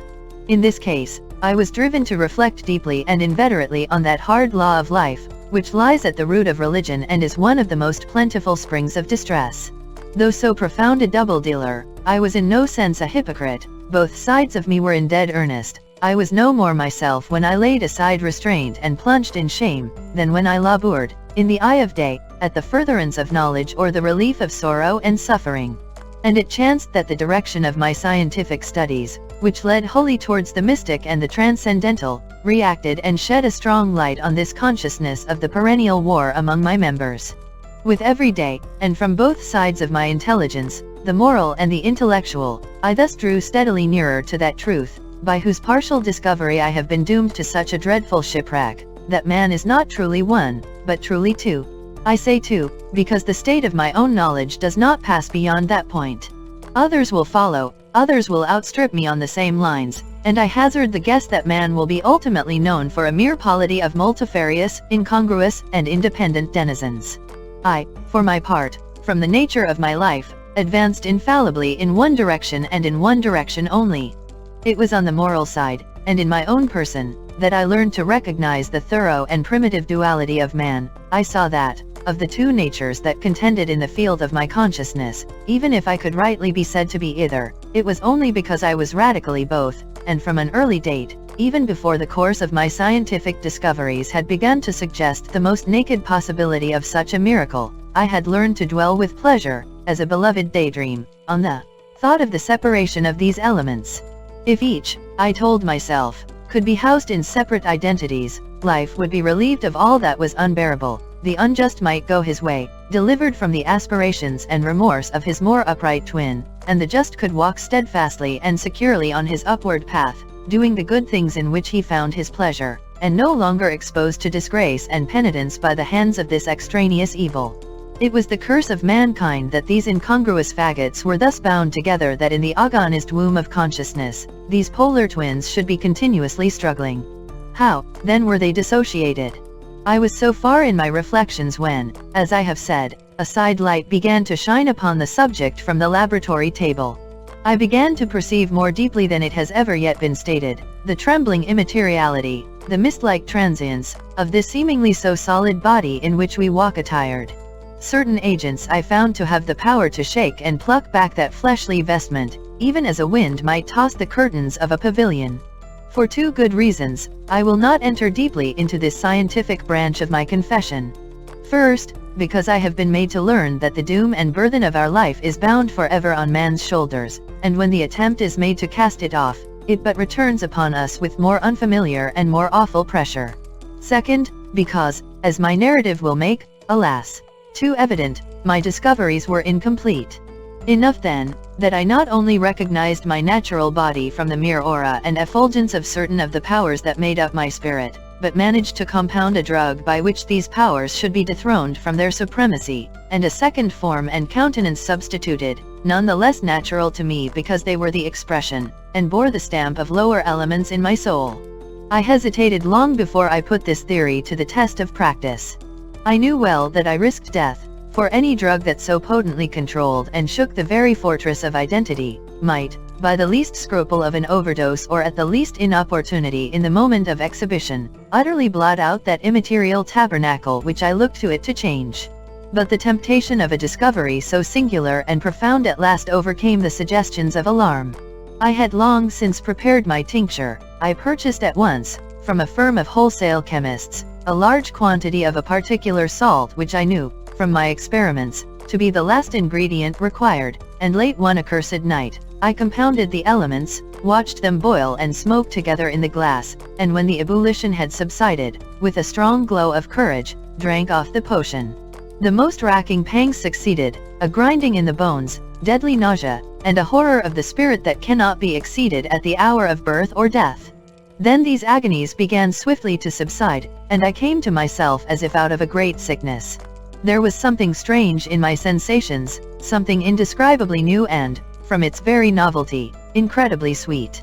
I felt younger, lighter, happier in body. Within I was conscious of a heady recklessness, a current of disordered sensual images running like a mill race in my fancy, a solution of the bonds of obligation, an unknown but not an innocent freedom of the soul. I knew myself, at the first breath of this new life, to be more wicked, tenfold more wicked, sold a slave to my original evil, and the thought, in that moment, braced and delighted me like wine. I stretched out my hands, exulting in the freshness of these sensations, and in the act, I was suddenly aware that I had lost in stature. There was no mirror, at that date, in my room. That which stands beside me as I write, was brought there later on and for the very purpose of these transformations.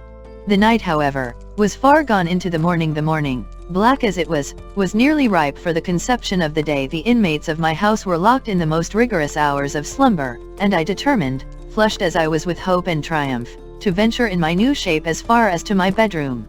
I crossed the yard, wherein the constellations looked down upon me. I could have thought, with wonder, the first creature of that sort that their unsleeping vigilance had yet disclosed to them. I stole through the corridors, a stranger in my own house, and coming to my room, I saw for the first time the appearance of Edward Hyde. I must here speak by theory alone, saying not that which I know, but that which I suppose to be most probable.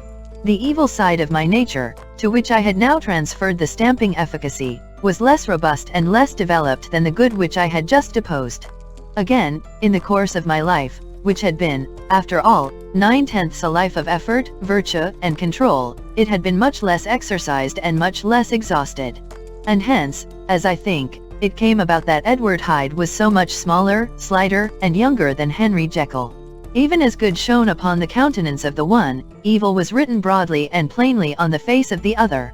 Evil besides, which I must still believe to be the lethal side of man, had left on that body an imprint of deformity and decay. And yet when I looked upon that ugly idol in the glass, I was conscious of no repugnance, rather of a leap of welcome. This, too, was myself. It seemed natural and human. In my eyes it bore a livelier image of the spirit, it seemed more express and single, than the imperfect and divided countenance I had been hitherto accustomed to call mine. And in so far I was doubtless right. I have observed that when I wore the semblance of Edward Hyde, none could come near to me at first without a visible misgiving of the flesh. This, as I take it, was because all human beings, as we meet them, are commingled out of good and evil, and Edward Hyde, alone in the ranks of mankind, was pure evil. I lingered but a moment at the mirror. The second and conclusive experiment had yet to be attempted. It yet remained to be seen if I had lost my identity beyond redemption and must flee before daylight from a house that was no longer mine. And hurrying back to my cabinet, I once more prepared and drank the cup, once more suffered the pangs of dissolution, and came to myself once more with the character, the stature, and the face of Henry Jekyll. That night I had come to the fatal crossroads. Had I approached my discovery in a more noble spirit, had I risked the experiment while under the empire of generous or pious aspirations, all must have been otherwise, and from these agonies of death and birth, I had come forth an angel instead of a fiend. The drug had no discriminating action, it was neither diabolical nor divine, it but shook the doors of the prison house of my disposition, and like the captives of Philippi, that which stood within ran forth. At that time my virtue slumbered, my evil, kept awake by ambition, was alert and swift to seize the occasion, and the thing that was projected was Edward Hyde. Hence, although I had now two characters as well as two appearances, one was wholly evil, and the other was still the old Henry Jekyll, that incongruous compound of whose reformation and improvement I had already learned to despair. The movement was thus wholly toward the worse. Even at that time, I had not conquered my aversions to the dryness of a life of study. I would still be merrily disposed at times, and as my pleasures were, to say the least, undignified, and I was not only well known and highly considered, but growing towards the elderly man, this incoherency of my life was daily growing more unwelcome. It was on this side that my new power tempted me until I fell in slavery. I had but to drink the cup, to doff at once the body of the noted professor, and to assume, like a thick cloak, that of Edward Hyde. I smiled at the notion, it seemed to me at the time to be humorous, and I made my preparations with the most studious care. I took and furnished that house in Soho, to which Hyde was tracked by the police, and engaged as a housekeeper a creature whom I knew well to be silent and unscrupulous.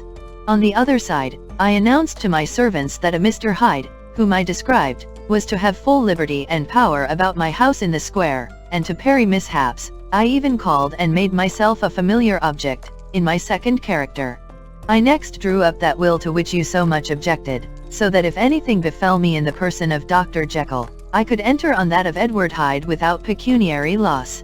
And thus fortified, as I supposed, on every side, I began to profit by the strange immunities of my position. Men have before hired bravos to transact their crimes, while their own person and reputation sat under shelter. I was the first that ever did so for his pleasures.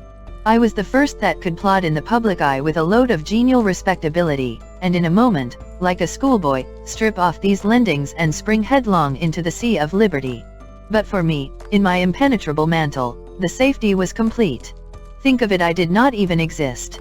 Let me but escape into my laboratory door, give me but a second or two to mix and swallow the draught that I had always standing ready, and whatever he had done, Edward Hyde would pass away like the stain of breath upon a mirror, and there in his stead, quietly at home, trimming the midnight lamp in his study, a man who could afford to laugh at suspicion, would be Henry Jekyll.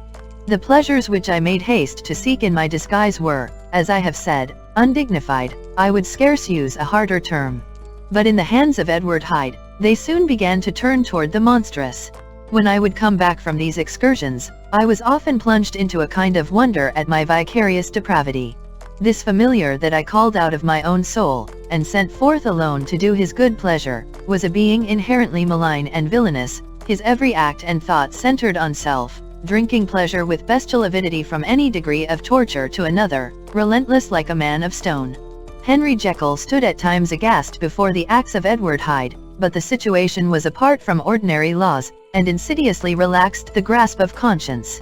It was Hyde, after all, and Hyde alone, that was guilty. Jekyll was no worse. He woke again to his good qualities seemingly unimpaired. He would even make haste, where it was possible, to undo the evil done by Hyde. And thus his conscience slumbered. Into the details of the infamy at which I thus connived, for even now I can scarce grant that I committed it, I have no design of entering, I mean but to point out the warnings and the successive steps with which my chastisement approached. I met with one accident which, as it brought on no consequence, I shall no more than mention. An act of cruelty to a child aroused against me the anger of a passerby, whom I recognized the other day in the person of your kinsman. The doctor and the child's family joined him. There were moments when I feared for my life, and at last, in order to pacify their too just resentment, Edward Hyde had to bring them to the door, and pay them in a check drawn in the name of Henry Jekyll. But this danger was easily eliminated from the future, by opening an account at another bank in the name of Edward Hyde himself, and when, by sloping my own hand backward, I had supplied my double with a signature, I thought I sat beyond the reach of fate. Some 2 months before the murder of Sir Danvers, I had been out for one of my adventures, had returned at a late hour, and woke the next day in bed with somewhat odd sensations.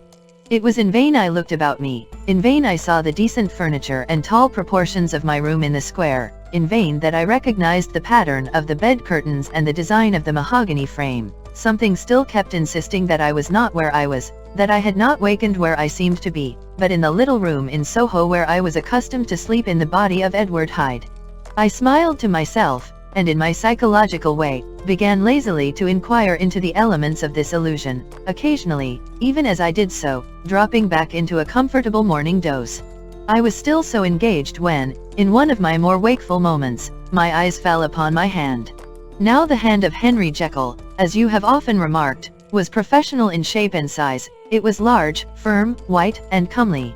But the hand which I now saw, clearly enough, in the yellow light of a mid-London morning, lying half shut on the bedclothes, was lean, corked, knuckly, of a dusky pallor and thickly shaded with a swart growth of hair. It was the hand of Edward Hyde. I must have stared upon it for near half a minute, sunk as I was in the mere stupidity of wonder, before terror woke up in my breast as sudden and startling as the crash of cymbals, and bounding from my bed I rushed to the mirror. At the sight that met my eyes, my blood was changed into something exquisitely thin and icy. Yes, I had gone to bed Henry Jekyll, I had awakened Edward Hyde. How was this to be explained? I asked myself, and then, with another bound of terror, how was it to be remedied?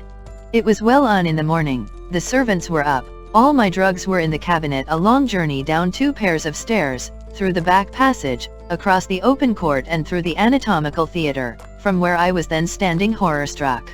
It might indeed be possible to cover my face, but of what use was that, when I was unable to conceal the alteration in my stature? And then with an overpowering sweetness of relief, It came back upon my mind that the servants were already used to the coming and going of my second self.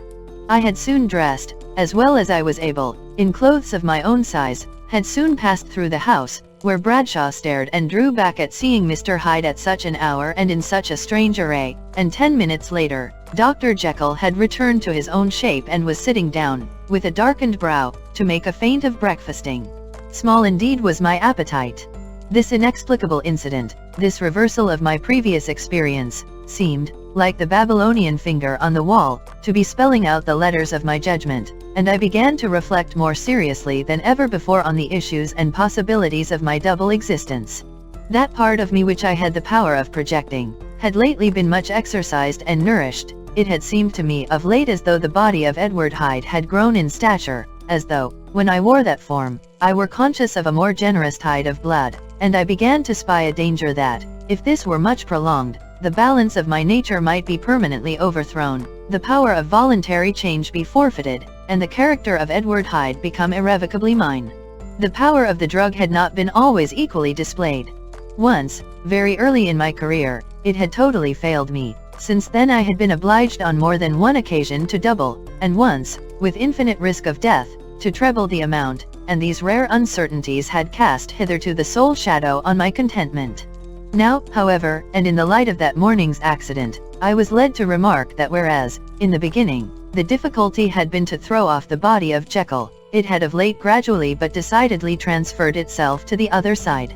All things therefore seemed to point to this, that I was slowly losing hold of my original and better self, and becoming slowly incorporated with my second and worse. Between these two, I now felt I had to choose. My two natures had memory in common, but all other faculties were most unequally shared between them. Jekyll, who was composite, now with the most sensitive apprehensions, now with a greedy gusto, projected and shared in the pleasures and adventures of Hyde, but Hyde was indifferent to Jekyll, or but remembered him as the mountain bandit remembers the cavern in which he conceals himself from pursuit. Jekyll had more than a father's interest, Hyde had more than a son's indifference. To cast in my lot with Jekyll, was to die to those appetites which I had long secretly indulged and had of late begun to pamper. To cast it in with Hyde, was to die to 1,000 interests and aspirations, and to become, at a blow and forever, despised and friendless. The bargain might appear unequal, but there was still another consideration in the scales, for while Jekyll would suffer smartingly in the fires of abstinence, Hyde would be not even conscious of all that he had lost. Strange as my circumstances were, the terms of this debate are as old and commonplace as man, much the same inducements and alarms cast the die for any tempted and trembling sinner, and it fell out with me, as it falls with so vast a majority of my fellows, that I chose the better part and was found wanting in the strength to keep to it. Yes, I preferred the elderly and discontented doctor, surrounded by friends and cherishing honest hopes, and bade a resolute farewell to the liberty, the comparative youth, the light step, leaping impulses, and secret pleasures, that I had enjoyed in the disguise of Hyde. I made this choice perhaps with some unconscious reservation, for I neither gave up the house in Soho, nor destroyed the clothes of Edward Hyde, which still lay ready in my cabinet. For 2 months, however, I was true to my determination. For 2 months, I led a life of such severity as I had never before attained to, and enjoyed the compensations of an approving conscience. But time began at last to obliterate the freshness of my alarm, the praises of conscience began to grow into a thing of course, I began to be tortured with throes and longings, as of Hyde struggling after freedom, and at last, in an hour of moral weakness, I once again compounded and swallowed the transforming draught. I do not suppose that, when a drunkard reasons with himself upon his vice, he is once out of 500 times affected by the dangers that he runs through his brutish, physical insensibility. Neither had I, long as I had considered my position, made enough allowance for the complete moral insensibility and insensate readiness to evil, which were the leading characters of Edward Hyde. Yet it was by these that I was punished. My devil had been long caged, he came out roaring. I was conscious, even when I took the draught, of a more unbridled, a more furious propensity to ill. It must have been this, I suppose, that stirred in my soul that tempest of impatience with which I listened to the civilities of my unhappy victim. I declare, at least, before God, no man morally sane could have been guilty of that crime upon so pitiful a provocation, and that I struck in no more reasonable spirit than that in which a sick child may break a plaything. But I had voluntarily stripped myself of all those balancing instincts by which even the worst of us continues to walk with some degree of steadiness among temptations, and in my case, to be tempted, however slightly, was to fall. Instantly the spirit of hell awoke in me and raged. With a transport of glee, I mauled the unresisting body, tasting delight from every blow, and it was not till weariness had begun to succeed, that I was suddenly, in the top fit of my delirium, struck through the heart by a cold thrill of terror. A mist dispersed, I saw my life to be forfeit, and fled from the scene of these excesses, at once glorying and trembling, my lust of evil gratified and stimulated, my love of life screwed to the topmost peg. I ran to the house in Soho, and, to make assurance doubly sure, destroyed my papers. Thence I set out through the lamplit streets, in the same divided ecstasy of mind, gloating on my crime, lightheadedly devising others in the future, and yet still hastening and still hearkening in my wake for the steps of the avenger. Hyde had a song upon his lips as he compounded the draught, and as he drank it, pledged the dead man. The pangs of transformation had not done tearing him, before Henry Jekyll, with streaming tears of gratitude and remorse, had fallen upon his knees and lifted his clasped hands to God. The veil of self-indulgence was rent from head to foot. I saw my life as a whole. I followed it up from the days of childhood, when I had walked with my father's hand, and through the self-denying toils of my professional life, to arrive again and again, with the same sense of unreality, at the damned horrors of the evening. I could have screamed aloud. I sought with tears and prayers to smother down the crowd of hideous images and sounds with which my memory swarmed against me, and still, between the petitions, the ugly face of my iniquity stared into my soul. As the acuteness of this remorse began to die away, it was succeeded by a sense of joy. The problem of my conduct was solved. Hyde was thenceforth impossible, whether I would or not. I was now confined to the better part of my existence, and oh, how I rejoiced to think of it! With what willing humility I embraced anew the restrictions of natural life! With what sincere renunciation I locked the door by which I had so often gone and come, and ground the key under my heel! The next day, came the news that the murder had been overlooked, that the guilt of Hyde was patent to the world, and that the victim was a man high in public estimation. It was not only a crime, it had been a tragic folly. I think I was glad to know it. I think I was glad to have my better impulses thus buttressed and guarded by the terrors of the scaffold. Jekyll was now my city of refuge. Let but Hyde peep out an instant, and the hands of all men would be raised to take and slay him. I resolved in my future conduct to redeem the past, and I can say with honesty that my resolve was fruitful of some good. You know yourself how earnestly, in the last months of the last year, I labored to relieve suffering. You know that much was done for others, and that the days passed quietly, almost happily for myself. Nor can I truly say that I wearied of this beneficent and innocent life. I think instead that I daily enjoyed it more completely, but I was still cursed with my duality of purpose, and as the first edge of my penitence wore off, the lower side of me, so long indulged, so recently chained down, began to growl for license. Not that I dreamed of resuscitating Hyde. The bare idea of that would startle me to frenzy. No, it was in my own person that I was once more tempted to trifle with my conscience, and it was as an ordinary secret sinner that I at last fell before the assaults of temptation. There comes an end to all things. The most capacious measure is filled at last, and this brief condescension to my evil finally destroyed the balance of my soul. And yet I was not alarmed. The fall seemed natural, like a return to the old days before I had made my discovery. It was a fine, clear, January day, wet underfoot where the frost had melted, but cloudless overhead, and the Regent's Park was full of winter chirrupings and sweet with spring odors. I sat in the sun on a bench, the animal within me licking the chops of memory, the spiritual side a little drowsed, promising subsequent penitence, but not yet moved to begin. After all, I reflected, I was like my neighbors, and then I smiled, comparing myself with other men, comparing my active goodwill with the lazy cruelty of their neglect. And at the very moment of that vainglorious thought, a qualm came over me, a horrid nausea and the most deadly shuddering. These passed away, and left me faint, and then as in its turn faintness subsided, I began to be aware of a change in the temper of my thoughts, a greater boldness, a contempt of danger, a solution of the bonds of obligation. I looked down, my clothes hung formlessly on my shrunken limbs, the hand that lay on my knee was corded and hairy. I was once more Edward Hyde. A moment before I had been safe of all men's respect, wealthy, beloved, the cloth laying for me in the dining room at home, and now I was the common quarry of mankind, hunted, houseless, a known murderer, thrall to the gallows. My reason wavered, but it did not fail me utterly. I have more than once observed that in my second character, my faculties seemed sharpened to a point and my spirits more tensely elastic. Thus it came about that, where Jekyll perhaps might have succumbed, Hyde rose to the importance of the moment. My drugs were in one of the presses of my cabinet. How was I to reach them? That was the problem that, crushing my temples in my hands, I set myself to solve. The laboratory door I had closed. If I sought to enter by the house, my own servants would consign me to the gallows. I saw I must employ another hand, and thought of Lanyon. How was he to be reached? How persuaded? Supposing that I escaped capture in the streets, how was I to make my way into his presence? And how should I, an unknown and displeasing visitor, prevail on the famous physician to rifle the study of his colleague, Dr. Jekyll? Then I remembered that of my original character, one part remained to me. I could write my own hand, and once I had conceived that kindling spark, the way that I must follow became lighted up from end to end. Thereupon, I arranged my clothes as best I could, and summoning a passing hansom, drove to an hotel in Portland Street, the name of which I chanced to remember.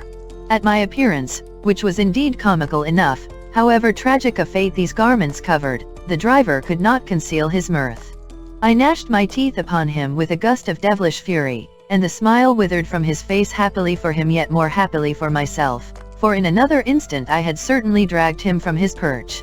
At the inn, as I entered, I looked about me with so black a countenance as made the attendants tremble. Not a look did they exchange in my presence, but obsequiously took my orders, led me to a private room, and brought me wherewithal to write. Hyde in danger of his life was a creature new to me, shaken with inordinate anger, strung to the pitch of murder, lusting to inflict pain.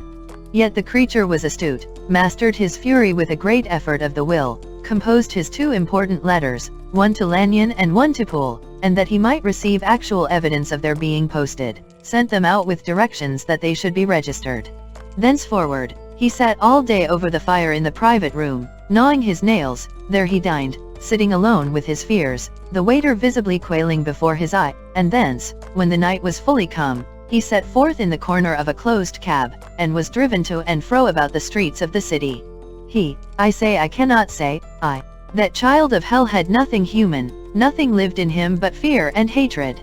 And when at last, thinking the driver had begun to grow suspicious, he discharged the cab and ventured on foot, attired in his misfitting clothes, an object marked out for observation, into the midst of the nocturnal passengers, these two base passions raged within him like a tempest. He walked fast, hunted by his fears, chattering to himself, skulking through the less frequented thoroughfares, counting the minutes that still divided him from midnight.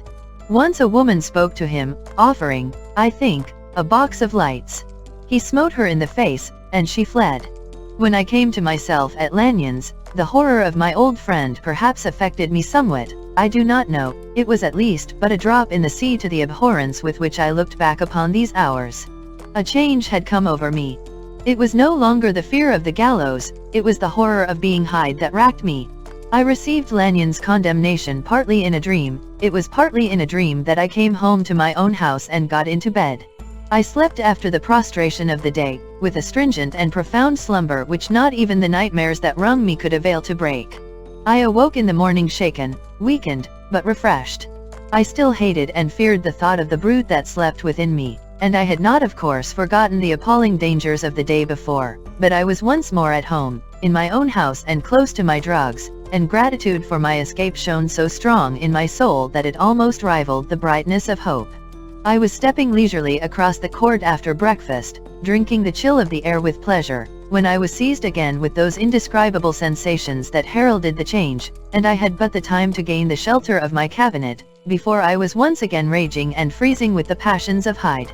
It took on this occasion a double dose to recall me to myself, and alas, 6 hours after, as I sat looking sadly in the fire, the pangs returned, and the drug had to be re-administered. In short, from that day forth it seemed only by a great effort as of gymnastics, and only under the immediate stimulation of the drug, that I was able to wear the countenance of Jekyll. At all hours of the day and night, I would be taken with the premonitory shudder. Above all, if I slept, or even dozed for a moment in my chair, it was always as Hyde that I awakened. Under the strain of this continually impending doom and by the sleeplessness to which I now condemned myself, even beyond what I had thought possible to man, I became, in my own person, a creature eaten up and emptied by fever, languidly weak both in body and mind, and solely occupied by one thought, the horror of my other self. But when I slept, or when the virtue of the medicine wore off, I would leap almost without transition, for the pangs of transformation grew daily less marked, into the possession of a fancy brimming with images of terror, a soul boiling with causeless hatreds, and a body that seemed not strong enough to contain the raging energies of life. The powers of Hyde seemed to have grown with the sickliness of Jekyll. And certainly the hate that now divided them was equal on each side. With Jekyll, it was a thing of vital instinct. He had now seen the full deformity of that creature that shared with him some of the phenomena of consciousness, and was co-heir with him to death, and beyond these links of community, which in themselves made the most poignant part of his distress, he thought of Hyde, for all his energy of life, as of something not only hellish but inorganic. This was the shocking thing, that the slime of the pit seemed to utter cries and voices, that the amorphous dust gesticulated and sinned, that what was dead, and had no shape, should usurp the offices of life. And this again, that insurgent horror was knit to him closer than a wife, closer than an eye, lay caged in his flesh, where he heard it mutter and felt it struggle to be born, and at every hour of weakness, and in the confidence of slumber, prevailed against him, and deposed him out of life. The hatred of Hyde for Jekyll was of a different order. His terror of the gallows drove him continually to commit temporary suicide, and return to his subordinate station of a part instead of a person, but he loathed the necessity, he loathed the despondency into which Jekyll was now fallen, and he resented the dislike with which he was himself regarded. Hence the ape-like tricks that he would play me, scrawling in my own hand blasphemies on the pages of my books, burning the letters and destroying the portrait of my father, and indeed, had it not been for his fear of death, he would long ago have ruined himself in order to involve me in the ruin. But his love of life is wonderful. I go further, I, who sicken and freeze at the mere thought of him, when I recall the abjection and passion of this attachment, and when I know how he fears my power to cut him off by suicide, I find it in my heart to pity him. It is useless, and the time awfully fails me, to prolong this description. No one has ever suffered such torments, let that suffice, and yet even to these, habit brought not alleviation but a certain callousness of soul, a certain acquiescence of despair, and my punishment might have gone on for years, but for the last calamity which has now fallen, and which has finally severed me from my own face and nature. My provision of the salt, which had never been renewed since the date of the first experiment, began to run low. I sent out for a fresh supply and mixed the draught, the ebullition followed, and the first change of color, not the second, I drank it and it was without efficiency. You will learn from Poole how I have had London ransacked, it was in vain, and I am now persuaded that my first supply was impure, and that it was that unknown impurity which lent efficacy to the draught. About a week has passed, and I am now finishing this statement under the influence of the last of the old powders. This, then, is the last time, short of a miracle, that Henry Jekyll can think his own thoughts or see his own face, now how sadly altered, in the glass. Nor must I delay too long to bring my writing to an end, for if my narrative has hitherto escaped destruction, it has been by a combination of great prudence and great good luck. Should the throes of change take me in the act of writing it, Hyde will tear it in pieces, but if some time shall have elapsed after I have laid it by, his wonderful selfishness and circumscription to the moment will probably save it once again from the action of his ape-like spite.